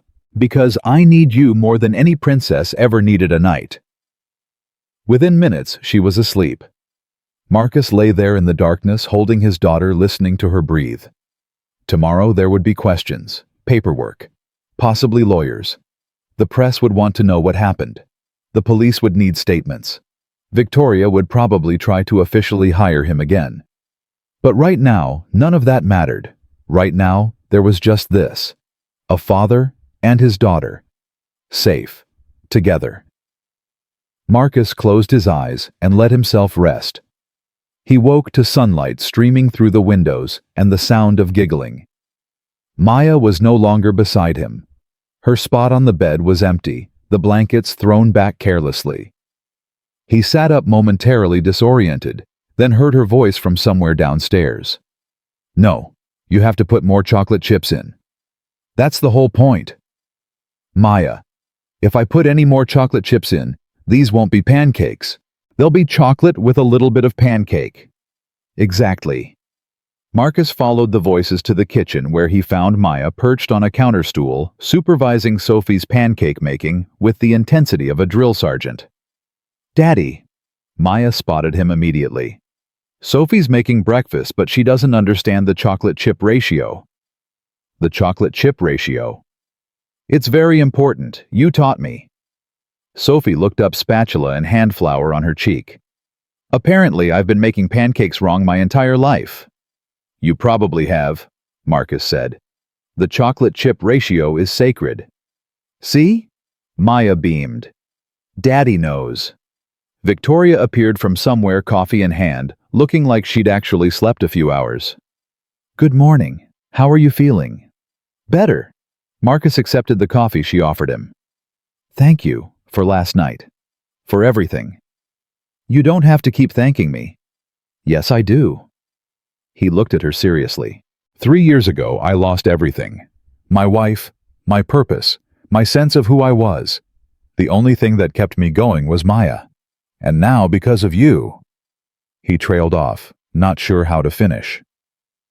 Victoria smiled softly. "Because of me, what?" "Because of you, I remember. I remember who I was before I lost myself. And I'm starting to think maybe that man isn't gone. Maybe he just needed a reason to come back. He needed to save someone. He needed to be reminded that saving people isn't just what he does, it's who he is." Maya interrupted their moment by waving her arms. "Daddy. Tell Sophie she needs more chocolate chips. Sophie needs more chocolate chips." "Thank you." Maya nodded sagely. "The ratio must be respected." Sophie laughed and added another handful of chocolate chips to the batter. "You're creating a monster, you know." "The best kind of monster," Marcus replied. "The kind that knows what she wants and isn't afraid to ask for it." They ate breakfast together. Marcus, Maya, Sophie, and Victoria gathered around a massive dining table that probably cost more than Marcus's car. But despite the expensive surroundings, it felt simple, normal, like family. "Daddy," Maya said through a mouthful of chocolate chip pancake. "Are we going to live in the castle forever? It's not our castle, baby."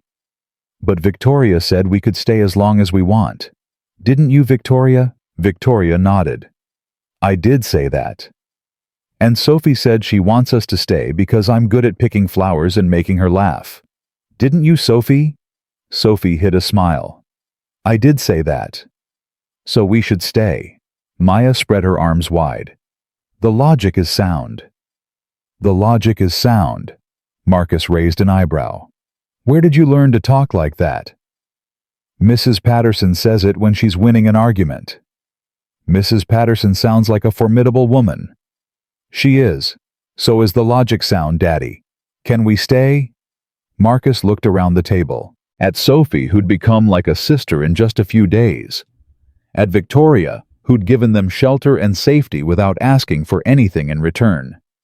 At Maya, whose smile could light up any room, any mansion, any castle she decided to claim.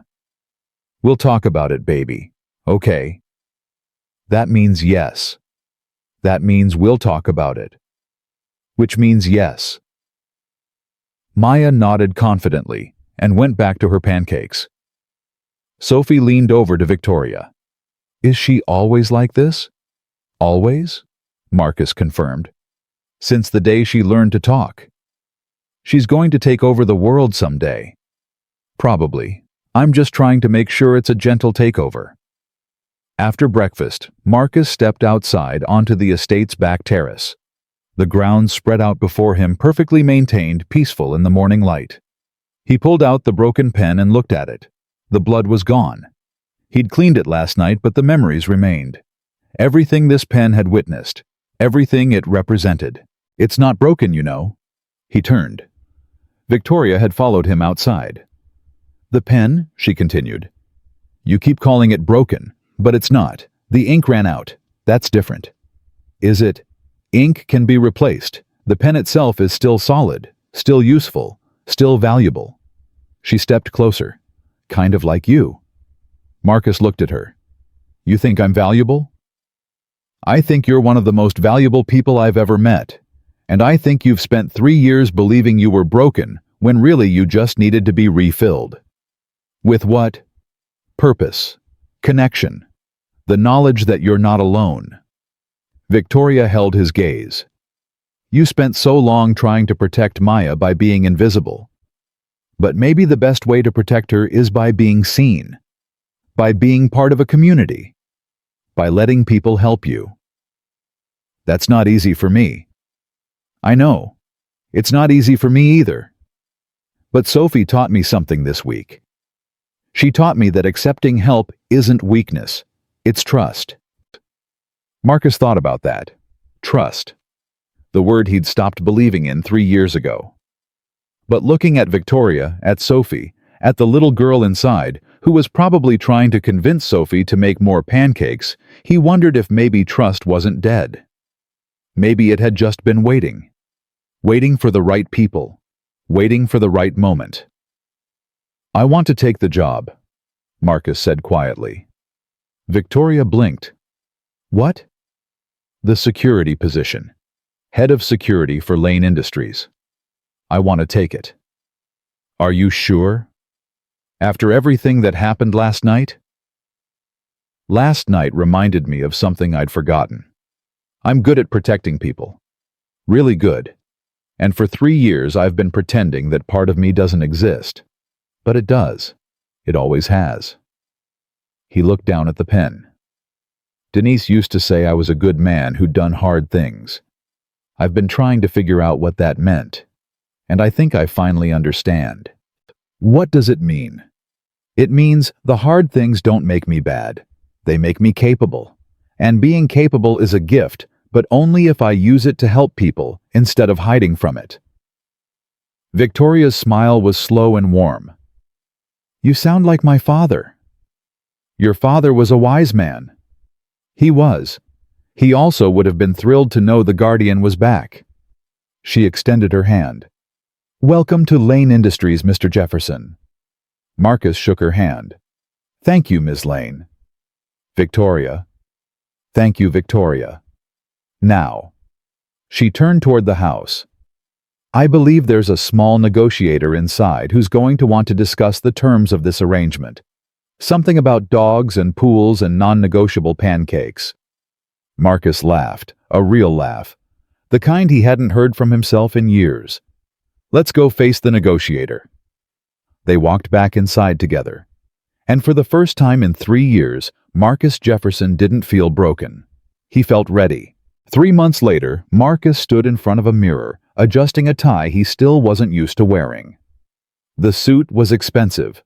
Victoria had insisted on it. Dark charcoal tailored to fit the kind of clothing he'd never imagined owning. He looked like a different person. A businessman. A professional. But when he looked in his own eyes, he still saw the soldier. The father. The man who'd spent 3 years hiding and was only now learning how to stand in the light.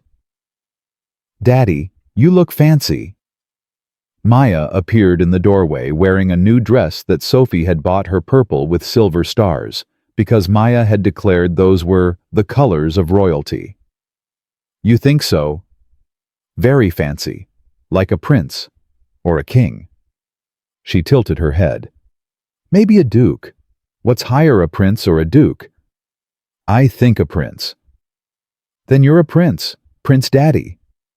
Marcus laughed and knelt down to her level. "And what does that make you?" "Obviously a princess. Princess Maya of the castle." She twirled, making her dress spin. "Sophie says we're going to the fancy party tonight, the one with all the important people." "That's right. It's a charity gala. Victoria's company is hosting it." "Will there be cake?" "Probably." "Will there be dancing?"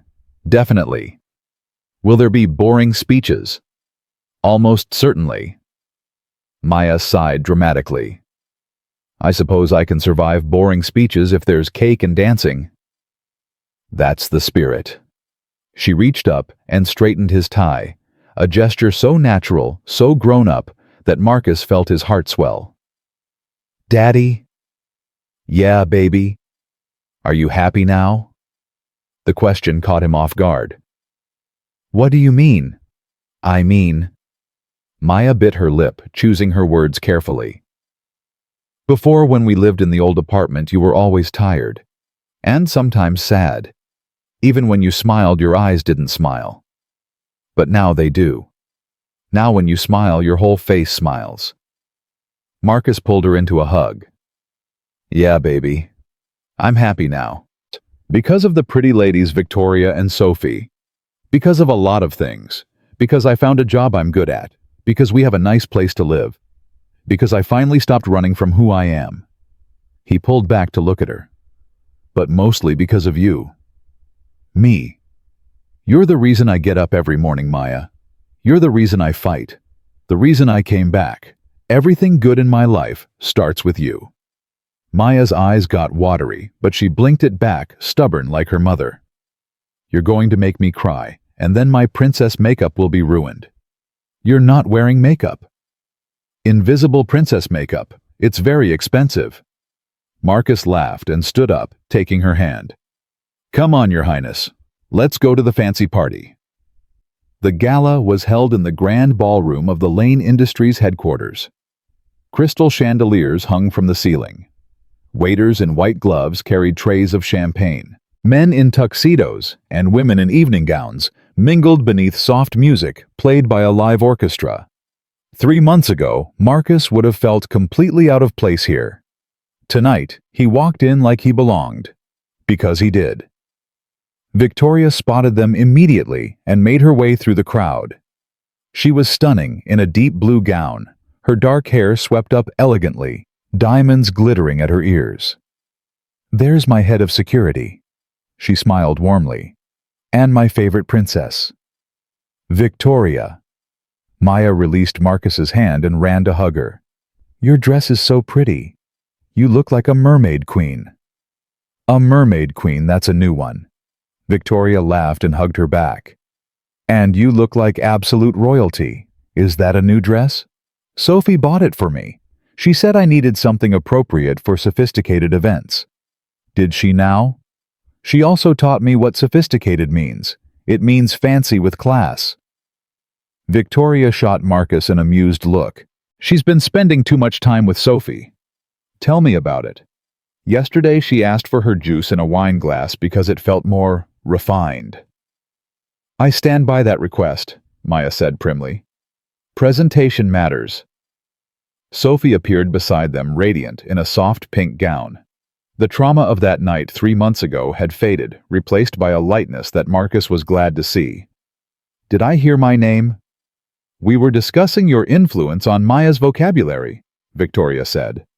Ah, the sophisticated thing. Sophie grinned. I regret nothing. Maya tugged at Sophie's hand. Sophie, did you see the cake table? There's like 17 cakes. 17. Can we go look? We can absolutely go look. Come on, let's count them together. As Sophie led Maya away toward the dessert table, Victoria moved closer to Marcus. How are you doing? Really? Really? Marcus looked around the room, the wealth, the power, the world he'd been thrust into. I'm still getting used to all this. But I'm good. Better than good.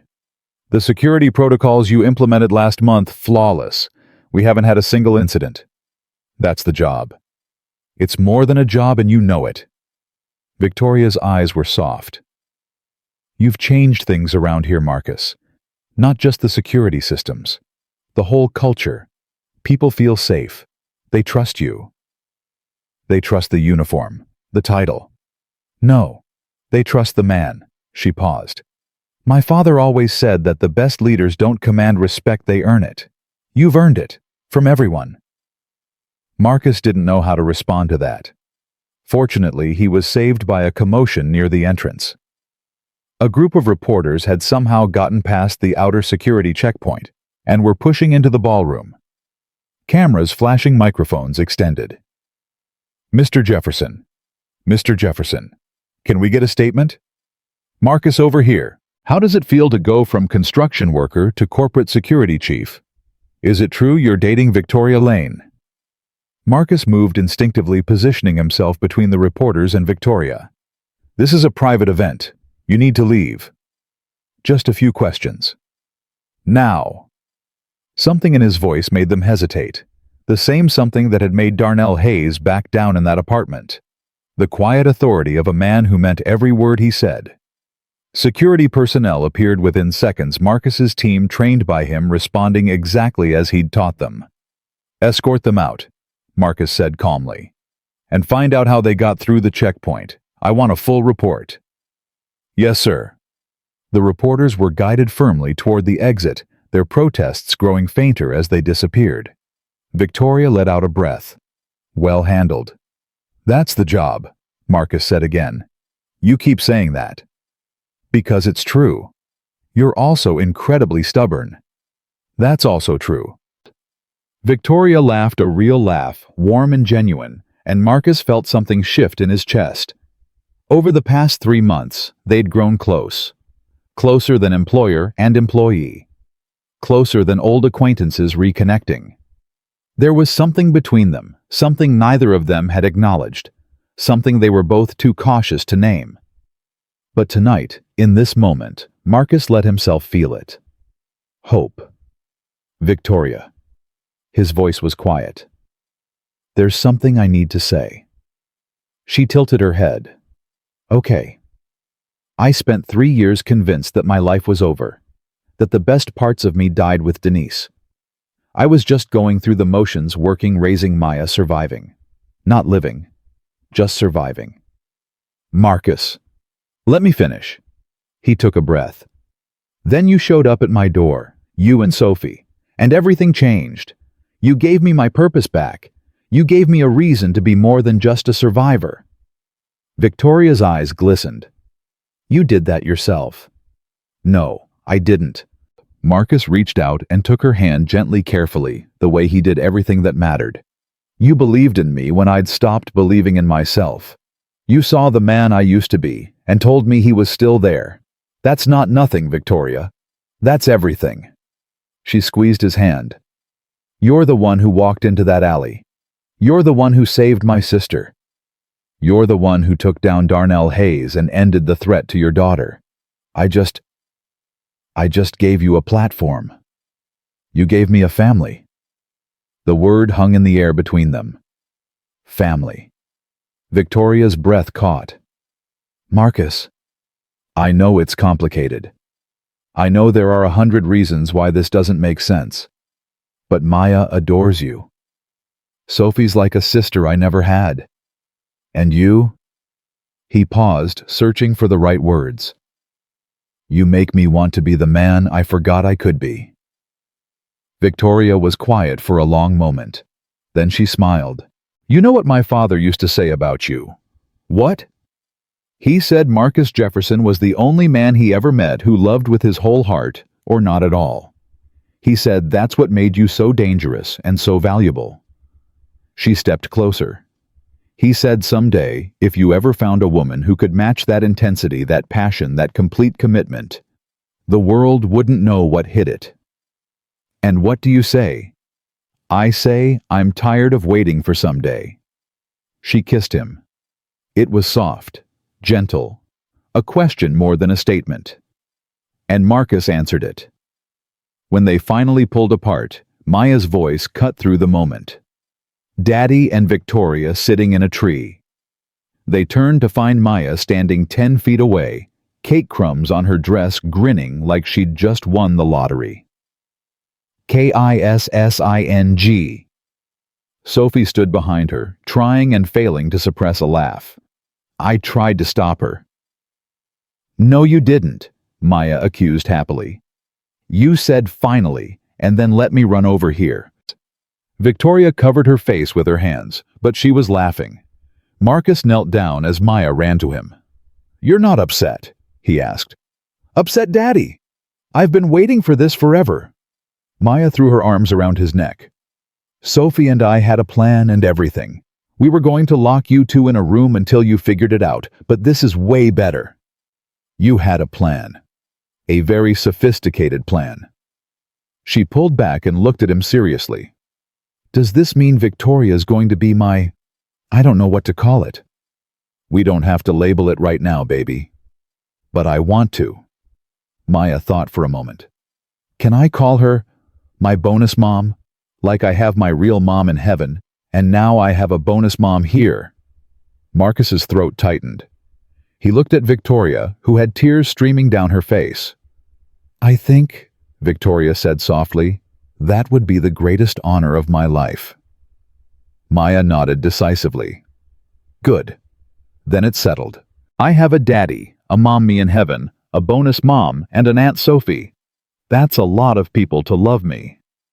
Is that okay? Marcus asked. Daddy? Maya gave him a look of pure 8-year-old wisdom. You can never have too many people who love you. That's just math. Marcus pulled her into a hug. When did you get so smart? I've always been smart. You're just slow. Fair enough. The rest of the evening passed in a blur of joy. They danced Marcus and Victoria, then Marcus and Maya, then all four of them together in a ridiculous group dance that made Sophie snort champagne through her nose. They ate cake. Maya declared the chocolate one superior, but the lemon one acceptable. They laughed. They talked. They existed in a bubble of happiness that Marcus had forgotten was possible. At one point, Maya fell asleep in a corner booth, exhausted from dancing her head on Sophie's lap. Victoria went to handle some business with her board members, leaving Marcus alone for a moment. He stepped out onto the balcony, looking at the city lights spread out below. So much had changed. 3 months ago, he'd been a construction worker, a single father, a man with a broken pen and a broken heart, just trying to survive. Now, he was head of security for one of the biggest companies in the state. He had a family, not just Maya, but Victoria and Sophie, and the life they were building together. He had purpose, meaning, a reason to wake up every morning that went beyond just putting one foot in front of the other. He pulled the broken pen out of his pocket. He still carried it everywhere, still touched it when he needed to remember who he was and where he came from. I did it, Denise, he whispered to the night sky. I don't know if you can hear me. I don't know if you're watching from wherever you are, but I did it. I kept my promise. I gave Maya a good life. I found people who love her, and I finally stopped running from myself. He paused. I hope you're not mad about Victoria. I'll never stop loving you, you know that. You'll always be my first love, my forever love. But you're gone and I'm here, and Maya needs a whole heart, not a broken one. Victoria helps me be whole. He turned the pen over in his fingers. You gave me this the day before our wedding. You said it was for luck. I never believed in luck, but I kept it anyway because it came from you. And now I think maybe I was wrong. Maybe luck is real. Maybe it's not about random chance. Maybe it's about putting yourself in a position to receive blessings when they come. He looked up at the stars. Thank you for everything, for loving me, for Maya, for showing me what it meant to have a home. I'll see you again someday. But until then, I'm going to live. Really live. Not just for Maya, but for me. Because that's what you would have wanted. He slipped the pen back into his pocket. Goodbye, baby. I love you always. Daddy. He turned to find Maya standing in the doorway, rubbing her eyes sleepily. What are you doing out here? Just thinking, baby girl. About Mommy. Yeah, about Mommy. Maya walked over and took his hand. I think about her too sometimes, especially at night. I tell her about my day, about school, about you and Victoria and Sophie. I tell her everything. You do? Uh-huh. And sometimes when I'm really quiet, I swear I can feel her listening. Maya looked up at him with those big brown eyes. Do you think that's crazy? No, baby. I don't think that's crazy at all. Good. She leaned against him. Because I told her about tonight, about you kissing Victoria, and I think she's happy. I think she wants you to be happy. Marcus felt tears burn behind his eyes. You think so? I know so. Maya squeezed his hand. Because that's what people who love each other want. They want the other person to be happy, even if they can't be there to see it. When did you get so wise? I've always been wise. You're just slow. I know. Marcus laughed through his tears. You keep reminding me. Someone has to. They stood together in silence looking at the stars. Daddy. Yeah, baby. I'm glad we went to that alley. You are. Yeah. I mean, it was scary at first, but if we hadn't gone, you never would have saved Sophie. And then Victoria wouldn't have found you. And then we wouldn't have moved to the castle. And then you wouldn't have fallen in love. She shrugged. So really, everything good started with something scary. Marcus thought about that. Everything good started with something scary. Maybe that was the lesson. Maybe that was what he'd been missing all along. For 3 years, he'd avoided anything that felt scary. He'd hidden from risk, from connection, from vulnerability. He'd thought playing it safe was the answer. But safety wasn't living. Safety was just surviving. The real life, the good life, required courage. Required stepping into darkness without knowing what was on the other side. Required trusting that even when things were scary, they could still lead somewhere beautiful. "You're right, baby," Marcus said softly. "Everything good started with something scary." "I know." Maya yawned. "Can we go home now? I'm sleepy." "Yeah, let's go home." They walked back inside together. Victoria was waiting by the door, her gown shimmering, her smile warm. "Ready to leave?" "Ready." Marcus took Maya's hand in one of his and Victoria's in the other. "Let's go home." They walked out of the ballroom as a family. 1 year later, everything was different again. Marcus and Victoria got married on the estate grounds, surrounded by 200 guests and enough flowers to fill a botanical garden. Maya was the flower girl, scattering petals with the precision of a military operation and the joy of a child who'd finally gotten everything she'd wished for. Sophie gave a toast that made everyone cry, even Marcus, though he denied it afterward. Detective Morrison came shaking Marcus's hand and telling him he'd been right to pass on the police job. "You're exactly where you're supposed to be." The video of their wedding went viral, the construction worker turned security chief marrying the billionaire CEO. But this time, the comments were different. "This is the most beautiful love story I've ever seen. He saved her sister and then saved her heart. Real-life fairy tales do exist. That little girl's smile is everything." Marcus didn't care about the comments. He didn't care about the fame or the attention or any of it. He cared about Maya dancing with Sophie on the lawn. He cared about Victoria saying "I do" with tears in her eyes. He cared about the broken pen in his pocket. Finally given a place of honor, framed and hung in their bedroom. A reminder of everything they'd overcome. 2 years later, Maya was 10. She was still wise beyond her years. Still stubborn. Still absolutely certain that her daddy was a superhero, no matter how many times he told her otherwise. She was also a big sister. Victoria gave birth to twins, a boy and a girl, on a rainy Tuesday that reminded Marcus of the night everything began. They named the boy Thomas, after Victoria's father. They named the girl Denise. When Marcus held his newborn daughter for the first time, he looked into her tiny face and whispered, "Your namesake is watching over you. And she's so proud." Maya took her role as big sister seriously. She read to the twins every night stories about brave knights and guardians who protected the innocent. She made sure they knew about their grandmother in heaven and their grandfather who'd trusted their daddy with everything. "Family is important," she told them solemnly. "You can never have too many people who love you. That's just math." 5 years after that night in the alley, Marcus stood on the balcony of their home, watching the sun set over the city. Maya was 15 now, a teenager with opinions and ambitions, and a determination to change the world. She wanted to be a lawyer, or a doctor, or maybe a professional dancer. She hadn't decided yet, and Marcus told her she didn't have to. "You have time, baby girl. Your whole life is ahead of you."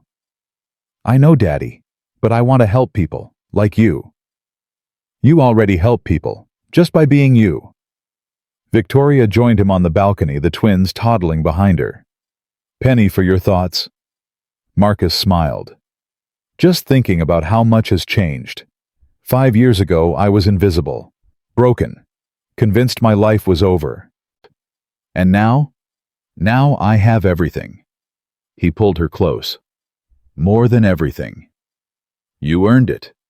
We earned it. Together." Thomas tugged at Marcus's pants leg. "Daddy up." Marcus lifted him, settling the boy on his hip. Little Denise reached for Victoria, who scooped her up with practiced ease. "Daddy," Thomas said seriously, "Maya says you used to be a superhero. Is that true?" Marcus laughed. Maya talks too much. But is it true? He thought about it. About the alley. About Darnell Hayes. About all the moments when he'd had to choose between being invisible and being brave. I don't know about superhero, he said finally. But I used to protect people. That was my job. Can you still do it? Every day, buddy. Every day I protect the people I love. Is that us? That's you, and your sister, and your mom, and Maya, and Aunt Sophie, and everyone in this family. Thomas nodded, satisfied. Good. Because I want to be a protector too, when I grow up. Yeah. Yeah. Maya says protectors are the most important people, because they help everyone else be brave. Marcus looked at Victoria. She was smiling, tears in her eyes. Maya's right, Marcus said softly. Protectors are important. But you know what's more important? What? Being loved. Having people who care about you. That's the most important thing in the world. Thomas thought about it. Can I be a protector and be loved? Absolutely. That's the best combination. Okay. Thomas grinned. Then that's what I'll be. Later that night, after the twins were asleep and Maya was doing homework in her room, Marcus sat alone in his study. The broken pen was on his desk, removed from its frame for the first time in years. He picked it up, turning it over in his fingers, remembering. Denise pressing it into his hand the day before their wedding. The night in the alley, using it as a weapon. Victoria recognizing the eagle and understanding who he really was. All those moments connected by this small piece of metal that had traveled through his life like a thread stitching everything together. Thank you, he whispered, to Denise, to fate, to whatever force had guided him from that dark alley to this moment of perfect happiness. He placed the pen back in its frame. Then he pulled out a piece of paper and began to write. Not a letter, not a report, a story. Maya's story, Thomas's story, little Denise's story. The story of a man who thought he was broken and discovered he was just waiting to be found. He wrote for hours, pouring everything onto the page. The fear, the hope, the love, the loss, the redemption. When he finally finished, he looked at what he'd created. It wasn't perfect. The words were rough, the structure unpolished. But it was true. And sometimes, truth was the most powerful thing of all. He set down the pen, a new one with ink that worked, and leaned back in his chair. Outside, the first rays of dawn were creeping over the horizon. A new day, a new beginning, just like every day since he'd stopped surviving and started living. Marcus Jefferson had been many things in his life: a soldier, a protector, a guardian, a broken man, a single father, a construction worker, a hero, a husband, a father again. But underneath all those labels, all those identities, all those versions of himself, there was one truth that had never changed. He was a man who loved with his whole heart. And that heart, once shattered beyond repair, had found its way back to wholeness. Not because he'd fixed it himself, but because he'd let others help him carry the pieces. He stood up, stretched, and walked to the window. The sun was rising over the city he'd once hidden in. A city that had mocked him, threatened him, nearly destroyed him, but also a city that had given him Victoria. Sophie. A second chance. He smiled. Then he went to wake his children. Because that's what guardians do. They face each new day with courage. They protect the ones they love. And they never ever stop believing that the light will always be stronger than the dark. Marcus Jefferson wasn't a superhero. He was something better.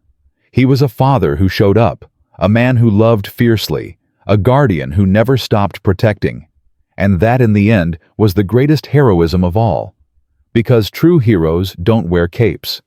They wear work boots and wedding rings. They carry broken pens and children's drawings.